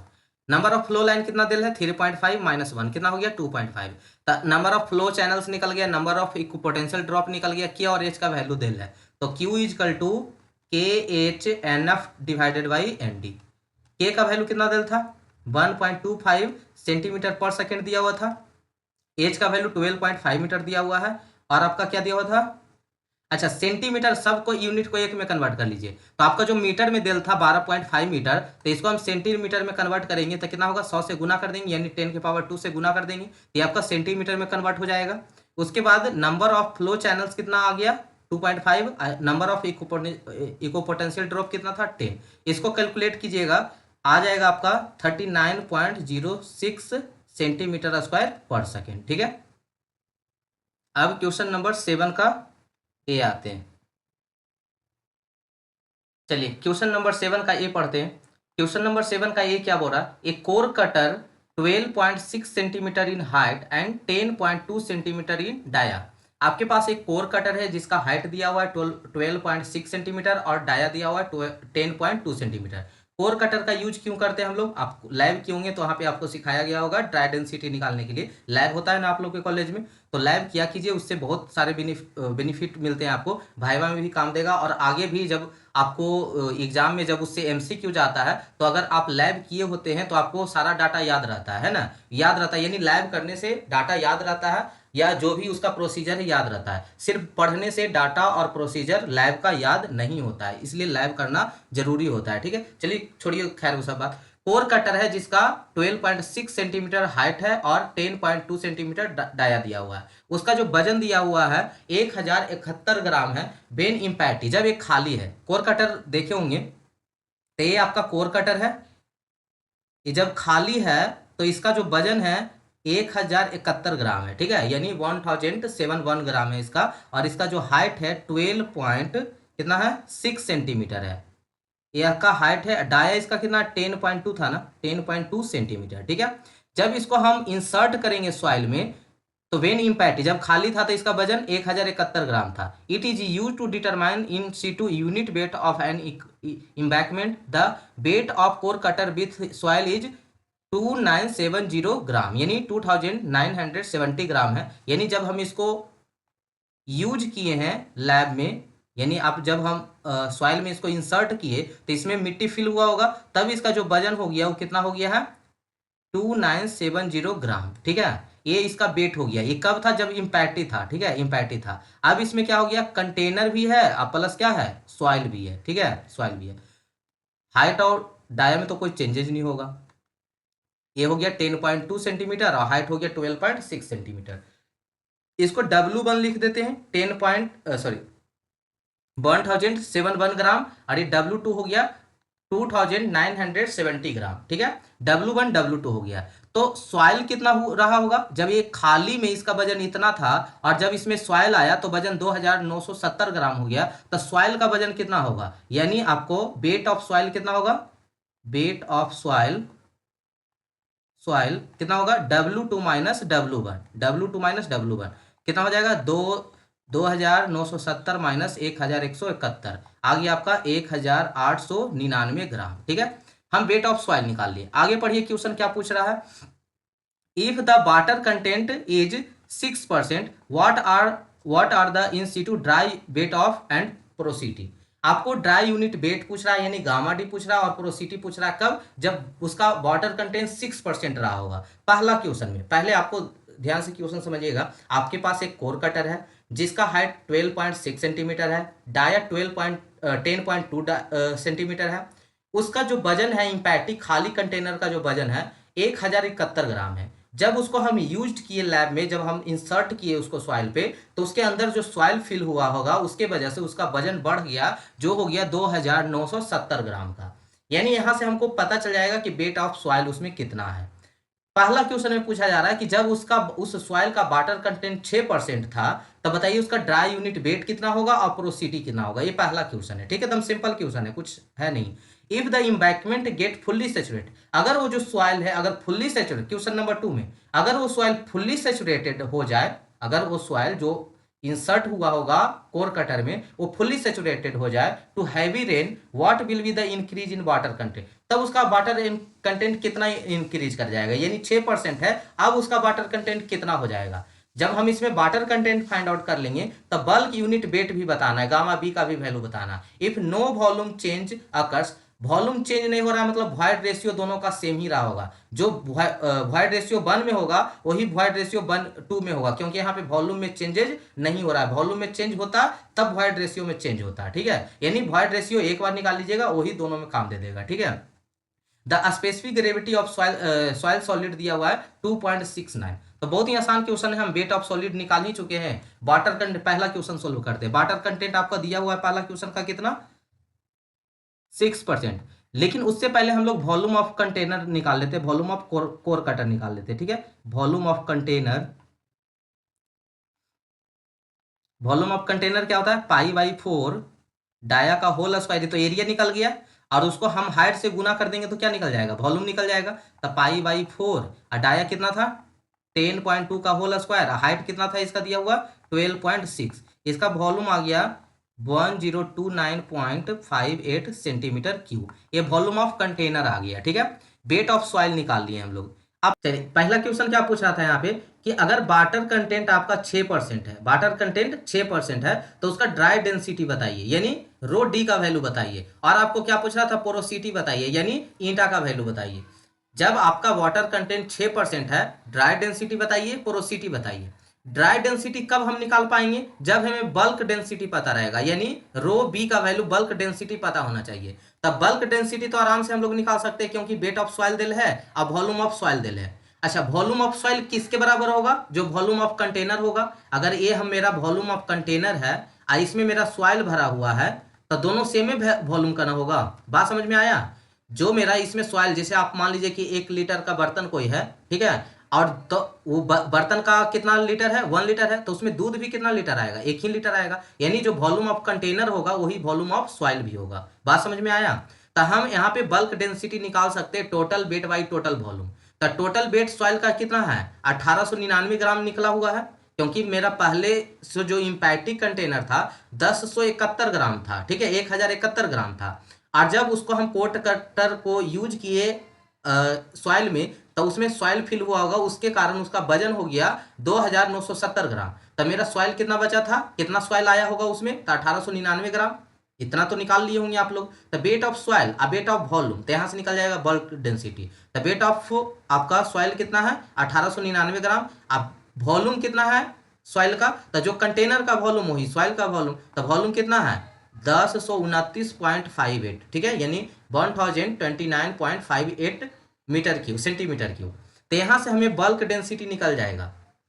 Bulk density कितना आ रहा है आपका 1.8844 ग्राम पर सेंटीमीटर क्यूब, ठीक है। यही kilo newton per metre cube होता था, तो इसी को बल्क यूनिट वेट कहते थे, है ना। आई ग्राम पर सेंटीमीटर क्यूब में है, तो इसको बल्क डेंसिटी बोल रहे हैं। उसी तरह से गामा डी रहता था तो उसको ड्राई यूनिट वेट बोलते थे। यहाँ पे रो डी है तो इसको ड्राई डेंसिटी बोल रहे हैं, ठीक है। और बाकी फार्मूला वगैरह सेम ही होता है। तो ये आपका जो ड्राई डेंसिटी है वो क्या होगा, bulk density divided by 1 plus water content. याद कीजिए, अगर हम ड्राई यूनिट वेट निकालते थे तो क्या करते थे, gamma B upon 1 plus water content. Formula same ही होता है, बस यूनिट का चलते यहाँ पे डेंसिटी पढ़ा जा रहा है और यहाँ पे यूनिट वेट पढ़ते थे, ठीक है। तो हमें क्या निकालना है यहाँ पे, रो डी यानी ड्राई डेंसिटी निकालना है। हमें फार्मूला क्या होगा आपका, बल्क डेंसिटी बटा 1 plus water content. Bulk density तो अभी जस्ट यहाँ पे निकाल ली 1.844 divided by 1 plus water content 6% है 0.06। आ गया आंसर, बन गया। तो ड्राई डेंसिटी कितना निकल गया आपका 1.739 ग्राम पर सेंटीमीटर क्यूब, ठीक है।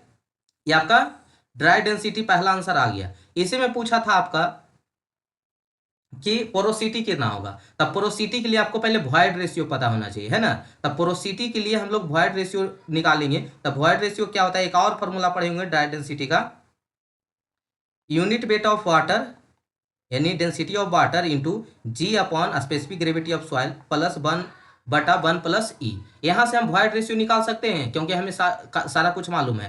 आपका डेंसिटी ऑफ वाटर भी मालूम है, डेंसिटी ऑफ सॉइल भी मालूम है, ड्राई डेंसिटी ऑफ सॉइल भी मालूम है, स्पेसिफिक ग्रेविटी ऑफ सॉइल भी मालूम है। तो निकाल लीजिए, ड्राई डेंसिटी कितना निकाल के लाए 1.739 equal to density of water कितना लेंगे 1 लेंगे, 1 ग्राम पर सेंटीमीटर क्यूब। और आपका जी का वैल्यू कितना है 2.69 डिवाइडेड बाई 1 प्लस ई। यहाँ से ई का वैल्यू निकल जाएगा, ई का वैल्यू कितना आएगा 0.546 आपका वॉइड रेशियो निकल गया। वॉइड रेशियो निकल गया तो पोरोसिटी भी निकाल सकते हैं। पोरोसिटी क्या होता है? E/1 + E। ये सब बेसिक फॉर्मूला है, बेसिक कंसेप्ट है जो आपको प्रैक्टिस सेशन में पढ़ाया गया है। ई का वैल्यू हो गया 0.546 डिवाइडेड बाई 1 + 0.546। इसका जो वैल्यू आ जाएगा पोरोसिटी का कितना आ रहा है?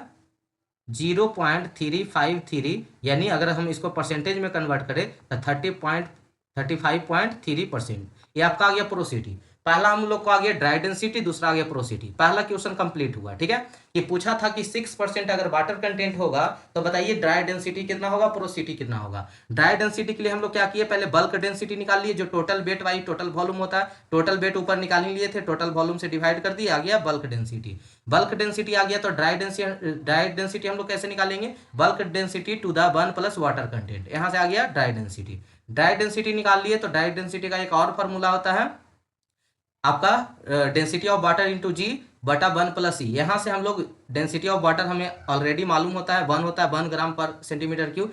जी का वैल्यू 2.69। ड्राई डेंसिटी ऊपर से निकाल लिए 1.739। यहाँ से ई का वैल्यू आ गया। ई का वैल्यू आ गया, हम पोरोसिटी जानते हैं E/1 + E होता है, पुट कर दिए, वैल्यू आ गया 35.3%। ये आ गया आपका ईटा का वैल्यू। अब आते हैं क्वेश्चन नंबर 2। इसी में क्वेश्चन नंबर 2 में क्या पूछा था कि अगर वॉल्यूम चेंज ना हो, तो वॉल्यूम चेंज ना होगा, नो वॉल्यूम चेंज। तो वॉल्यूम चेंज नहीं होने का मतलब क्या कि आपका वॉइड रेशियो वही रह जाएगा जो पहले था। तो पहले इसका वॉइड रेशियो कितना था? 0.546, यही इसका वॉइड रेशियो था। उसके बाद क्या पूछ रहा था यहाँ पे, क्वेश्चन पढ़िएगा। If the embankment get fully saturated, fully saturated का मतलब एस का value 1, due to heavy rain what will be the increase in water content. कितना वाटर कंटेंट इंक्रीज हो गया होगा जब ये फुल्ली सेचुरेटेड हो जाए? पहले से इसका 6% वाटर कंटेंट था, जब ये फुल्ली सेचुरेटेड हो गया तो अब इसका वाटर कंटेंट कितना होगा। ठीक है, और उसका क्या पूछ रहा है? बल्क यूनिट वेट पूछ रहा है। If no volume change occurs the specific gravity of क्या दिया हुआ था, सॉइल्स सॉलिड इज 2.69। तो स्पेसिफिक ग्रेविटी तो हमको मालूम है। आपको पूछ रहा है कि वॉल्यूम चेंज नहीं होगा मतलब ई का भी वैल्यूम देल होगा। वाटर कंटेंट कितना इंक्रीज हुआ वो निकालना है। तो पहले तो हम इसका वाटर कंटेंट निकाल लेंगे कि कितना आया है ना, और 6 में से 6 घटा देंगे तो उतना ही मेरा बचा होगा। मतलब कि यहाँ से हम क्या करते हैं, वाटर कंटेंट हमको निकालना पड़ेगा। ठीक है, वाटर कंटेंट के लिए एक रिलेशन आपको पढ़ाए थे, ES = WG, है ना, ES = WG। वॉइड रेशियो यहां से मालूम है क्योंकि वॉल्यूम चेंज नहीं हो रहा है, मतलब वॉइड रेशियो भी चेंज नहीं हुआ होगा। ठीक है, ई का वैल्यू मिल गया, स्पेसिफिक ग्रेविटी ऑफ सॉइल दिया हुआ है, जी का वैल्यू, वाटर कंटेंट तो हमको निकालना ही है, और जब फुल्ली सेचुरेटेड होता है तो इसका वैल्यू 1 होता है। सारा कुछ गिवन है तो W वाटर कंटेंट निकल जाएगा। तो आइए इधर निकालते हैं, फॉर्मूला यूज कर लेंगे, ES = WG। यहाँ पे आपका ई का वैल्यू दिल था 0.546, एस का वैल्यू डिग्री ऑफ सेचुरेशन 1, उसके बाद W का वैल्यू हमको तो वाटर कंटेंट निकालना ही है। क्वेश्चन नंबर 2 का है, यानी W2 लिख देते हैं, और जो 6% था वो W1 था। कितना इंक्रीज हुआ पता चल जाएगा, जो W2 निकलेगा W1 इसमें घटा देंगे, उतना ही वैल्यू इंक्रीज किया होगा वाटर कंटेंट का। ठीक है, तो ई का वैल्यू 0.546 × 1, W का वैल्यू W2 लिख देते, यही तो हमको वाटर कंटेंट निकालना ही है। जी का value 2.69 specific gravity of soil दिया हुआ था। तो यहाँ से वाटर कंटेंट निकाल लेंगे, कितना हो जाएगा 0.546 डिवाइडेड बाई 2.69। इसको कैलकुलेट कीजिएगा, कितना आ रहा है वैल्यू वाटर कंटेंट का, 20.29%। ये W2 आ गया, वाटर कंटेंट 2 आ गया जब फुल्ली सेचुरेटेड हो गया था। W1 कितना, वाटर कंटेंट कितना था स्टार्टिंग में इसका, W1 था 6% था, तब कितना इंक्रीज किया, पहले 6% था, अब हो गया 20.29%। तो इंक्रीज इन वाटर कंटेंट क्या हो जाएगा, W2 - W1, यानी 20.29 - 6%, कितना हो गया 14.29%। ठीक है, इतना वाटर इंक्रीज कर गया जब आपका जो सॉइल था वो सेचुरेटेड हो गया, फुल्ली सेचुरेटेड हो गया, तो वाटर कंटेंट जो उसका इंक्रीज कर गया 14.29% कर गया। वाटर कंटेंट निकल गया, आपको चेंज इन वाटर कंटेंट यानी इंक्रीज इन वाटर कंटेंट हो गया आपका।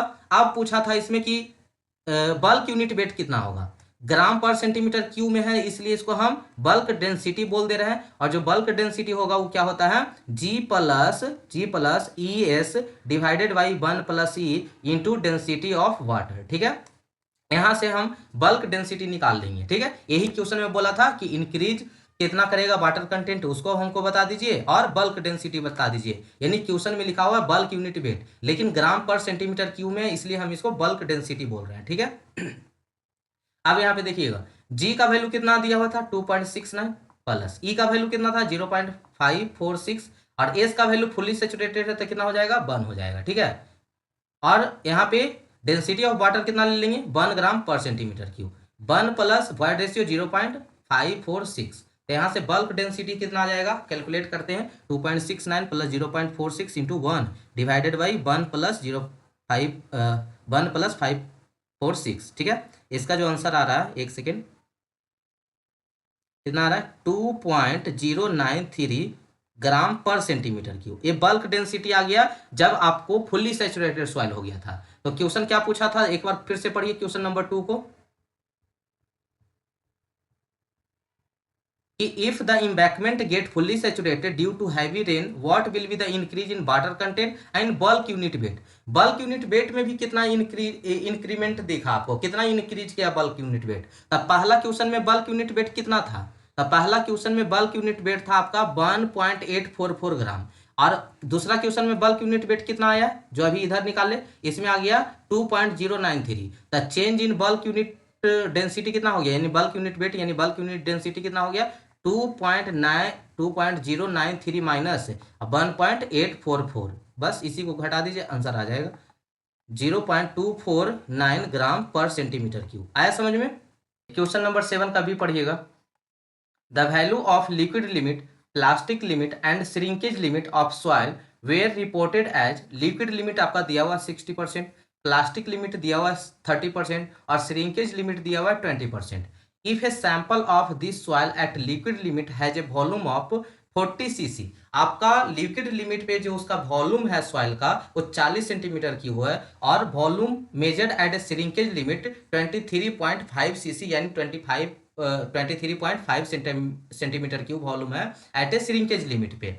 डिटरमाइन करने बोल रहा है आपका specific gravity of the solid, what is the shrinkage ratio and volumetric change. आपको क्या क्या निकालना है, यानी क्वेश्चन दिया हुआ है, एक बार फिर से सुन लीजिएगा, कि वैल्यूज ऑफ लिक्विड लिमिट दिया हुआ है, प्लास्टिक लिमिट दिया हुआ है, श्रिंकेज लिमिट दिया हुआ है। बताया जा रहा है कि लिक्विड लिमिट पे आपका जो वॉल्यूम है सॉइल का वो 40 सेंटीमीटर की हुआ है, और श्रिंकेज लिमिट पे जो वॉल्यूम है सॉइल का 23.5 सेंटीमीटर की हुआ है। तो बताएं कि उसका स्पेसिफिक ग्रेविटी ऑफ सॉलिड यानी स्पेसिफिक ग्रेविटी ऑफ सॉइल कितना होगा, श्रिंकेज रेशियो यानी आर कितना होगा, वेलोमेट्रिक चेंज कितना होगा। तो आइए इस क्वेश्चन में सबसे पहले हम लोग गिवन डाटा लिख लेते हैं। क्या क्या दिया हुआ है गिवन डाटा में, WL का वैल्यू 60%, WP का वैल्यू 30%, और आपका श्रिंकेज लिमिट यानी WS का वैल्यू दिल है 20%। वॉल्यूम दिल था लिक्विड लिमिट पे कितना 40 सीसी एट लिक्विड लिमिट, और आपका V, इसको V1 V2 कर सकते हैं, V1 V2 जो आपका कितना है 23 सीसी सेंटीमीटर क्यूब एट ए श्रिंकेज लिमिट, V1 V2 का वैल्यू दे रहे हैं। पूछ आपसे क्या रहा है, स्पेसिफिक ग्रेविटी बताओ, यहां लिख रहा है G equal to what, R equal to what, और वॉल्यूमेट्रिक चेंज, ठीक है। तो इसको डेल V से लिख देते, वॉल्यूमेट्रिक चेंज कितना हो रहा है। ये तीनों क्वेश्चन फाइंड आउट करना है। सबसे पहले हम लोग यहाँ पे वॉल्यूमेट्रिक चेंज ही निकाल लेते हैं। तो यहाँ से वॉल्यूमेट्रिक चेंज कितना हुआ, यानी डेल V कितना आया है, तो ये आपका 40 से कितना हो गया 23.5 हो गया, यानी 40 minus 23.5 divided by 23.5 into 100 percentage में कन्वर्ट कर दिए। तो यहाँ से वॉल्यूमेट्रिक चेंज कितना हो जाएगा आपका, एक सेकेंड, कितना हो जाएगा वॉल्यूमेट्रिक चेंज 70.21%, ठीक है, 70.21% आपका वॉल्यूमेट्रिक चेंज आ गया। अब हम लोग श्रिंकेज रेशियो निकाल लेते हैं। तो श्रिंकेज रेशियो क्या होता है, यहाँ पे डेफिनेशन लिख देते हैं, ऐसे तो क्लास में पढ़ाए भी हैं। श्रिंकेज रेशियो पहले डिफाइन कर देते हैं। श्रिंकेज रेशियो क्या होता है, it is the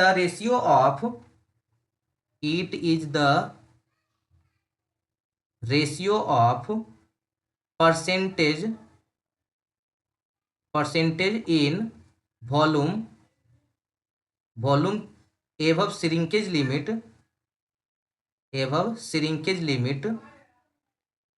limit with respect to respect to, यहीं से फॉर्मूला निकलेगा, इसलिए हम डिफिनीशन लिख रहे हैं। Respect to change in water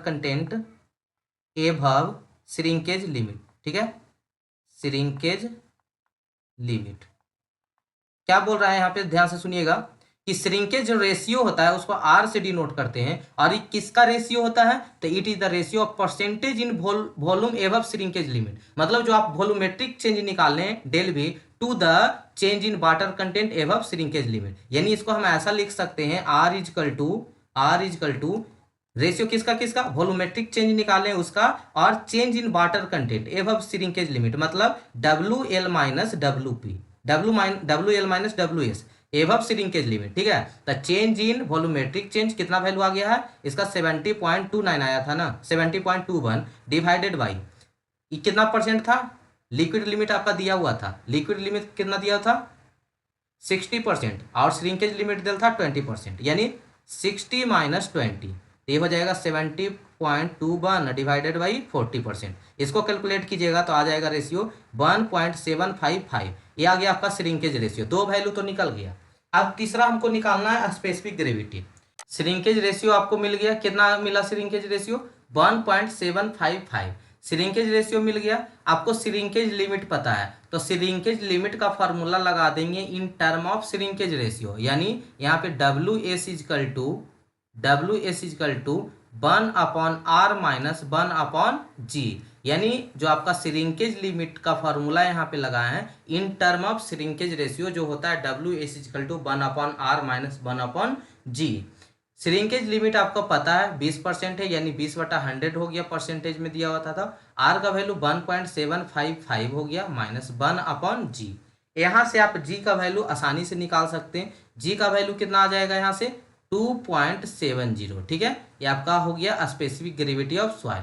तो जी का वैल्यू निकाल लिए, आर का श्रिंकेज रेशियो निकाल लिए, स्पेसिफिक ग्रेविटी ऑफ सॉइल निकाल लिए, और स्टार्टिंग में ही हम लोग वॉल्यूमेट्रिक चेंज निकाल लिए थे। ठीक है, अब आते हैं क्वेश्चन, नेक्स्ट क्वेश्चन पे, क्वेश्चन नंबर 8 का बी पे। ठीक है, बाकी थ्योरी को तो हम लोग मैराथन में ही कवर कर लेंगे। चलिए इसको स्टार्ट करते हैं। क्वेश्चन नंबर 8 का बी में ये बता रहा है कि आपके पास एक सैंपल है ऑफ क्ले बाज coated with A paraffin wax. आपके पास एक क्ले का सैंपल है, उस पर एक कोटेड किया गया, पेंट किया गया पैराफिन वैक्स से। Its mass including the mass of wax बाज फाउंड टू बी 697.5 ग्राम। जो आपका क्ले है ऊपर से कोट किया गया, इसका टोटल मास दिया हुआ है 697.5 ग्राम, यानी जो आपके सैंपल है उसका मास दिया हुआ है, जिसमें दोनों का मास आ जाएगा, क्ले का भी और उस पर जो वैक्स पैराफिन वैक्स से कोटेड किया गया, पेंट किया गया, दोनों का मास दिया हुआ है। यानी हम यहाँ पे लिख सकते हैं तो mass of clay plus mass of paraffin wax को ओनली हम वैक्स लिख रहे हैं, तो mass of clay plus mass of wax का वैल्यू दिया हुआ है 697.5 ग्राम, ये दोनों को मिला कर दिया हुआ है। The sample was emerged in water and the volume of water displaced was found 355 ml। जब इस सैंपल को हम कोई वाटर में डुबाते, कोई टब में जिसमें पानी डुबाते हैं, तो 355 ml पानी बाहर आ जाता है। मतलब इसका वॉल्यूम कितना रहा होगा, जितना वॉल्यूम बाहर निकला है उतना ही नहीं इसका वॉल्यूम रहा होगा। मतलब ये 355 ml का ये सैंपल होगा, वॉल्यूम का सैंपल होगा, जिसको हम पानी में डुबाए तो 355 ml पानी को क्या कर दिया, वो बाहर निकाल दिया। यानी यहाँ से हमको पता चलता है कि अगर 355 ml पानी बाहर निकाला है टब से, इसका मतलब ये सैंपल का वॉल्यूम कितना है 355 ml है। ठीक है, the mass of sample without wax was 690.0 ग्राम, यानी ये दोनों के मिला के 697.5 ग्राम है, और सिर्फ क्ले का जो मास है 690 ग्राम है। तो हमको तो आसानी से निकाल सकते हैं कि मास ऑफ वैक्स कितना होगा, 697.5 में से 690 घटा देंगे। And water content of the representative specimen was 18%, और इसका वाटर कंटेंट यानी मॉइस्चर कंटेंट 18% है। डब्ल्यू का वैल्यू, स्मॉल डब्ल्यू का वैल्यू 18% है। बल्क डेंसिटी बताओ, ड्राई डेंसिटी बताओ, वॉइड रेशियो बताओ, डिग्री ऑफ सेचुरेशन बताओ, स्पेसिफिक ग्रेविटी बताओ। स्पेसिफिक ग्रेविटी दिया हुआ है, स्पेसिफिक ग्रेविटी ऑफ सॉलिड दिया हुआ है 2.70, यानी जो आपका सॉइल है उसका दिया हुआ है 2.7। अब वैक्स का जो आपका स्पेसिफिक ग्रेविटी है दिया हुआ है 0.89। बड़ा सिंपल क्वेश्चन है, किसका किसका मास दिया हुआ था, मास क्ले का दिया हुआ था और प्लस मास किसका दिया हुआ था, वैक्स का दिया हुआ था। कितना दिया हुआ था, 697.5 ग्राम, ठीक है। जिसमें आपको क्ले का मास पता था कितना, 690 ग्राम। तब वैक्स का मास कितना हो जाएगा, हम निकाल सकते हैं 697.5 ग्राम। तो इधर से मास ऑफ किसका, वैक्स का कितना हो जाएगा, 697.5 माइनस 690, ठीक है। ये कितना हो जाएगा, 7.5 ग्राम। ये मास ऑफ वैक्स निकल गया कितना, 7.5 ग्राम।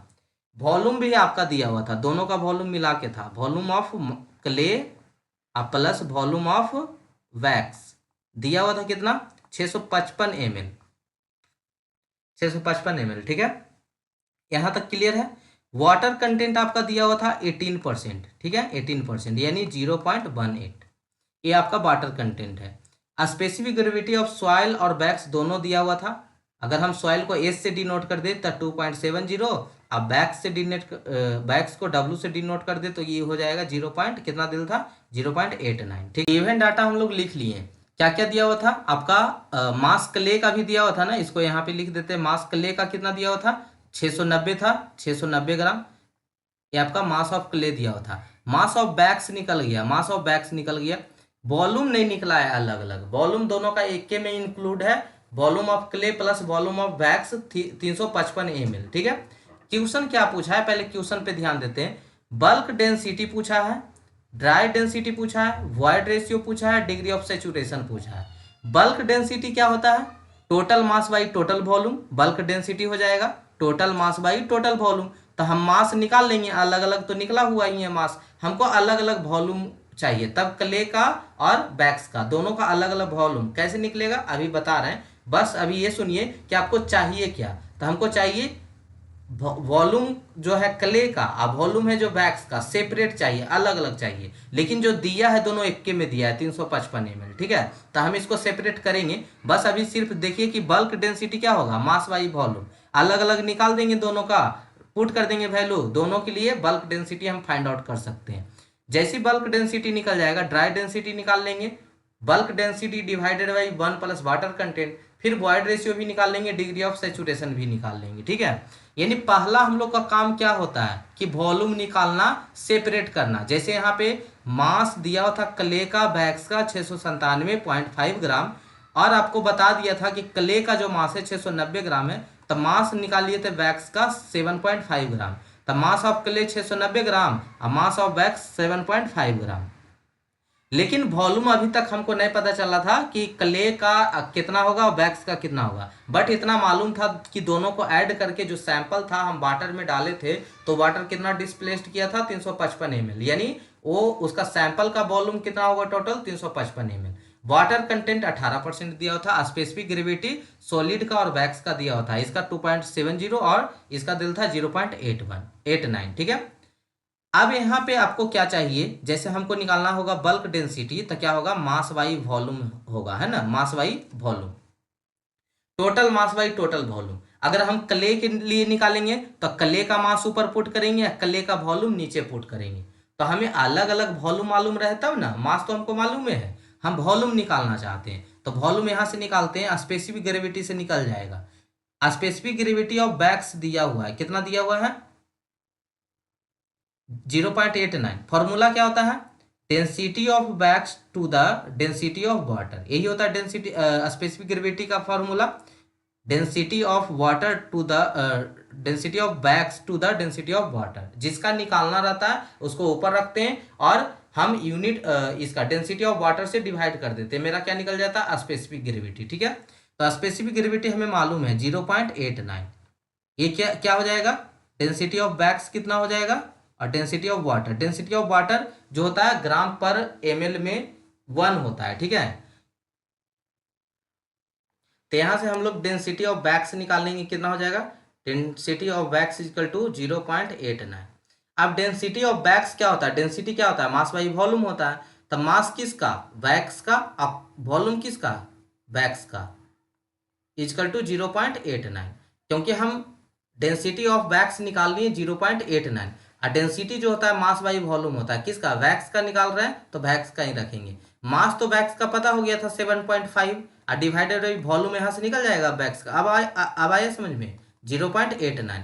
तो यहाँ से वॉल्यूम ऑफ वैक्स निकाल लेंगे। वॉल्यूम ऑफ वैक्स कितना हो जाएगा 7.5 डिवाइडेड बाई 0.89। यहाँ से आपको वॉल्यूम ऑफ वैक्स निकल जाएगा। वॉल्यूम ऑफ वैक्स कितना होगा इसको डिवाइड कीजिए तो आ रहा है 8.42 ml। ठीक है, ये आपका वॉल्यूम ऑफ वैक्स निकल गया। कितने आसानी से निकाल लिए। हमको स्पेसिफिक ग्रेविटी दिया हुआ था, हम जानते हैं specific gravity density of wax, यानी जिसका निकालना होता है उसको ऊपर रखते हैं, डेंसिटी ऑफ वाटर से डिवाइड कर देते हैं। डेंसिटी ऑफ वाटर ग्राम पर ml के टर्म में 1 होता है। 0.89 इसका स्पेसिफिक ग्रेविटी हो गया। डेंसिटी ऑफ वैक्स तो हमको निकालना ही था, डेंसिटी ऑफ वैक्स हो गया 0.89। डेंसिटी ऑफ वैक्स को यानी डेंसिटी को हम लिखते हैं मास बाई वॉल्यूम। वैक्स है तो वैक्स लगा दिए। ठीक है, मास दिया हुआ था 7.5 वैक्स का और वॉल्यूम हमको निकालना था, वॉल्यूम को सही रहने दिए 0.89। यहाँ से वॉल्यूम ऑफ वैक्स निकल गया। तब वॉल्यूम ऑफ वैक्स 8.42 ml आ गया वैक्स का और टोटल 355 था। तो क्ले का कितना हो जाएगा वॉल्यूम, तो क्ले का वॉल्यूम जो हो जाएगा टोटल था 355 और उसमें से हम घटा देंगे वैक्स का, तो कितना आ गया 8.42। इसको घटाइए कितना होगा आपका 346.57 ml। ये आपका वॉल्यूम ऑफ क्ले आ गया। अब वॉल्यूम ऑफ क्ले मिल ही गया, आपका मास मिल ही गया, तो आप तो अब आसानी से निकाल सकते हैं बल्क डेंसिटी। बल्क डेंसिटी अलग अलग हम एगो के लिए निकाल देते हैं, आप दूसरा के लिए निकाल लीजिएगा। ठीक है, यानी हम क्ले के लिए निकाल देते हैं, आप बैग्स के लिए निकाल लीजिएगा। खाली बस पुट करना है वैल्यू, आप कुछ नहीं करना है। ठीक है, बल्क डेंसिटी, एक सेकेंड, बल्क डेंसिटी यहाँ पे हम फॉर क्ले के लिए निकाल रहे हैं। ठीक है, क्ले बल्क डेंसिटी क्या होगा total mass by total volume. Clay का मास कितना निकल के आया था 690 दिया हुआ ही था, 690 डिवाइडेड बाई वॉल्यूम कितना निकल के आया क्ले का 346.57। ये आपका हो गया बल्क डेंसिटी। कितना आ रहा है 1.99 ग्राम पर ml। ये बल्क डेंसिटी आ गया। हमको ड्राई डेंसिटी निकालना है। फिर इसके बाद ड्राई डेंसिटी क्या हो जाएगा, इसी तरह से वैक्स में भी हो जाएगा, जो मास ऑफ वैक्स होगा divided by volume of wax हो जाएगा बल्क डेंसिटी फॉर वैक्स। ठीक है, तो हम क्ले के लिए निकाल, चलिए उसको भी निकाल देंगे, कोई बात नहीं। ड्राई डेंसिटी क्या हो जाएगा आपका gamma density, bulk density divided by 1 plus water content. 1.99 इसका वैल्यू आ गया, 1 प्लस वाटर कंटेंट 0.18 यानी 18% दिया होता है, 0.18 हो जाएगा। इसको कैलकुलेट करेंगे आ जाएगा 1.68 ग्राम पर ml। ठीक है, ड्राई डेंसिटी आ गया। हमें क्या निकालना था यार, वॉइड रेशियो निकालना था। तो हम जानते हैं एगो जो ड्राई डेंसिटी के टर्म में G into unit density of water, एक second, density of water to the 1 plus void ratio. ठीक है, यहाँ से ड्राई डेंसिटी तो हम निकाल चुके हैं 1.68 इजकल टू जी का वैल्यू आपको क्ले के लिए 2.70 दिया हुआ है, डेंसिटी ऑफ वाटर तो 1 हो जाएगा 1 प्लस ई। तो यहाँ से ई का भी वैल्यू निकल जाएगा आपका। तो ई का वैल्यू कितना हो जाएगा, ई का वैल्यू है 0.607। ये आपका आ गया ई का वैल्यू। और क्या पूछा था डिग्री ऑफ सेचुरेशन, तो डिग्री ऑफ सेचुरेशन के लिए हम कौन सा फॉर्मूला लगा देंगे, E S equal to W जी।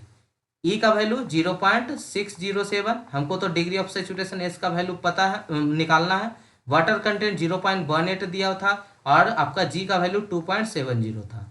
तो डिग्री ऑफ सेचुरेशन कितना हो जाएगा, इसको कैलकुलेट कीजिएगा, 0.18 इंटू 2.70 डिवाइडेड बाई 0.607। तो एस का वैल्यू आ रहा है यहाँ पे आपका 80%, परसेंटेज में कन्वर्ट कर दीजिएगा। ऐसे 0.80 आएगा तो उसको परसेंटेज में कन्वर्ट कर देंगे। तो कितना आसानी से निकाल लिए, बस आपको मास और वॉल्यूम पता होना चाहिए। तो बल्क डेंसिटी निकाल लिए, ड्राई डेंसिटी निकाल लिए। उसके बाद ड्राई डेंसिटी का एक और फॉर्मूला होता है G into density of water divided by 1 plus E. वहाँ से हम लोग ई का वैल्यू निकाल लिए, ई से हम लोग एस का वैल्यू निकाल लिए। ई रिलेशन हम लोग जानते हैं, ई एस इजकल टू क्या होता है डब्ल्यू जी। तो जिस तरह क्ले के लिए निकाल लें उसी तरह से हम यहाँ पे वैक्स के लिए भी निकाल लेंगे। फॉर वैक्स बल्क डेंसिटी पूछ रहा है, बल्क डेंसिटी क्या होगा, bulk density mass by volume. Mass कितना है वैक्स का 7.5 था ना, और वॉल्यूम कितना आया है इसका 8.42, 8.42। इसका बल्क डेंसिटी कितना हो जाएगा, कैलकुलेट कीजिएगा। 7.5 डिवाइडेड बाई 8.42, यार आपका 0.890 आपका ग्राम पर ml। ठीक है, ड्राई डेंसिटी निकाल लीजिएगा उसी तरह से। ड्राई डेंसिटी क्या हो जाएगा, आपका जो बल्क डेंसिटी है divided by 1 plus water content. तो वाटर कंटेंट स्पेसिमेन के लिए दिया हुआ था, सैंपल के लिए दोनों में सेम ही वैल्यू आ जाएगा। 0.890 डिवाइडेड बाई 1 प्लस 0.18, इसको आंसर लाइएगा। डिवाइडेड बाई 1 प्लस 1.18 आ रहा है 0.754 ग्राम पर ml। ये आपका ड्राई डेंसिटी आ गया। फिर से हम लोग फॉर्मूला लगा देंगे ड्राई डेंसिटी वाला, जिसमें आपका हो जाएगा स्पेसिफिक ग्रेविटी किसका, बैक्स का, into density of water divided by 1 plus E. कितना आ रहा है 0.75 इजकल टू, ये 0.89 था और डेंसिटी ऑफ वाटर 1 ले लेंगे, 1 प्लस ई। यहाँ से हम लोग ई का वैल्यू कैलकुलेट कर लेंगे, क्या होगा 0.89 डिवाइडेड बाई सर -1 आ रहा है 0.17। ये आ गया आपका वॉइड रेशियो। वॉइड रेशियो आ गया तो हम लोग फिर से यहाँ पे डिग्री ऑफ सैचुरेशन निकालेंगे। ES इजकल टू WG, ये का वैल्यू 0.17, डिग्री ऑफ सैचुरेशन निकालना है, वाटर कंटेंट 0.18, स्पेसिफिक ग्रेविटी 0.89। तो हो जाएगा ये 0.18 इंटू 0.89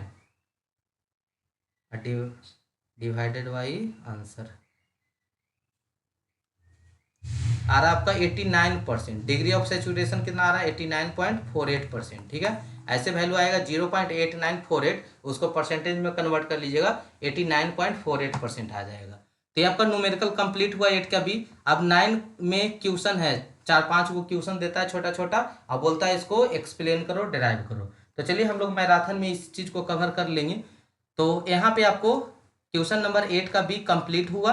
अब 9 क्वेश्चन नंबर है, उसमें थ्योरी है, तो थ्योरी को हम मैराथन में कर देते हैं। ठीक है, चलिए बाकी और पढ़ते रहिएगा। प्रैक्टिस जो RCC का है उसको कर लीजिएगा। ठीक है, RCC में बहुत ज़्यादा इनफ कंटेंट आपको प्रोवाइड कर दिए, 3-3 को प्रैक्टिस सेशन डाल दिए हैं, प्रीवियस ईयर क्वेश्चन डाला हुआ है, रेगुलर क्लास भी डाला हुआ है। ठीक है, अब प्रैक्टिस सेशन कर लीजिएगा, एक भी क्वेश्चन नहीं छूटेगा। सिर्फ फुटिंग नहीं करवाए हैं, तो फुटिंग ऐसे भी लेंदी है थोड़ा सा, और एग्जाम आपका नज़दीक आ गया है तो वहाँ तो आपको 4 ही क्वेश्चन सोल्व करना होता है, तो फुटिंग वाला नहीं कीजिएगा। या फिर भी पढ़ने का मन है तो अब बहुत सारा अवेलेबल होगा वीडियो फुटिंग का, उसको देख लीजिएगा। ठीक है, चलिए हम लोग अब नेक्स्ट करेंगे हम लोग सेशन। ठीक है।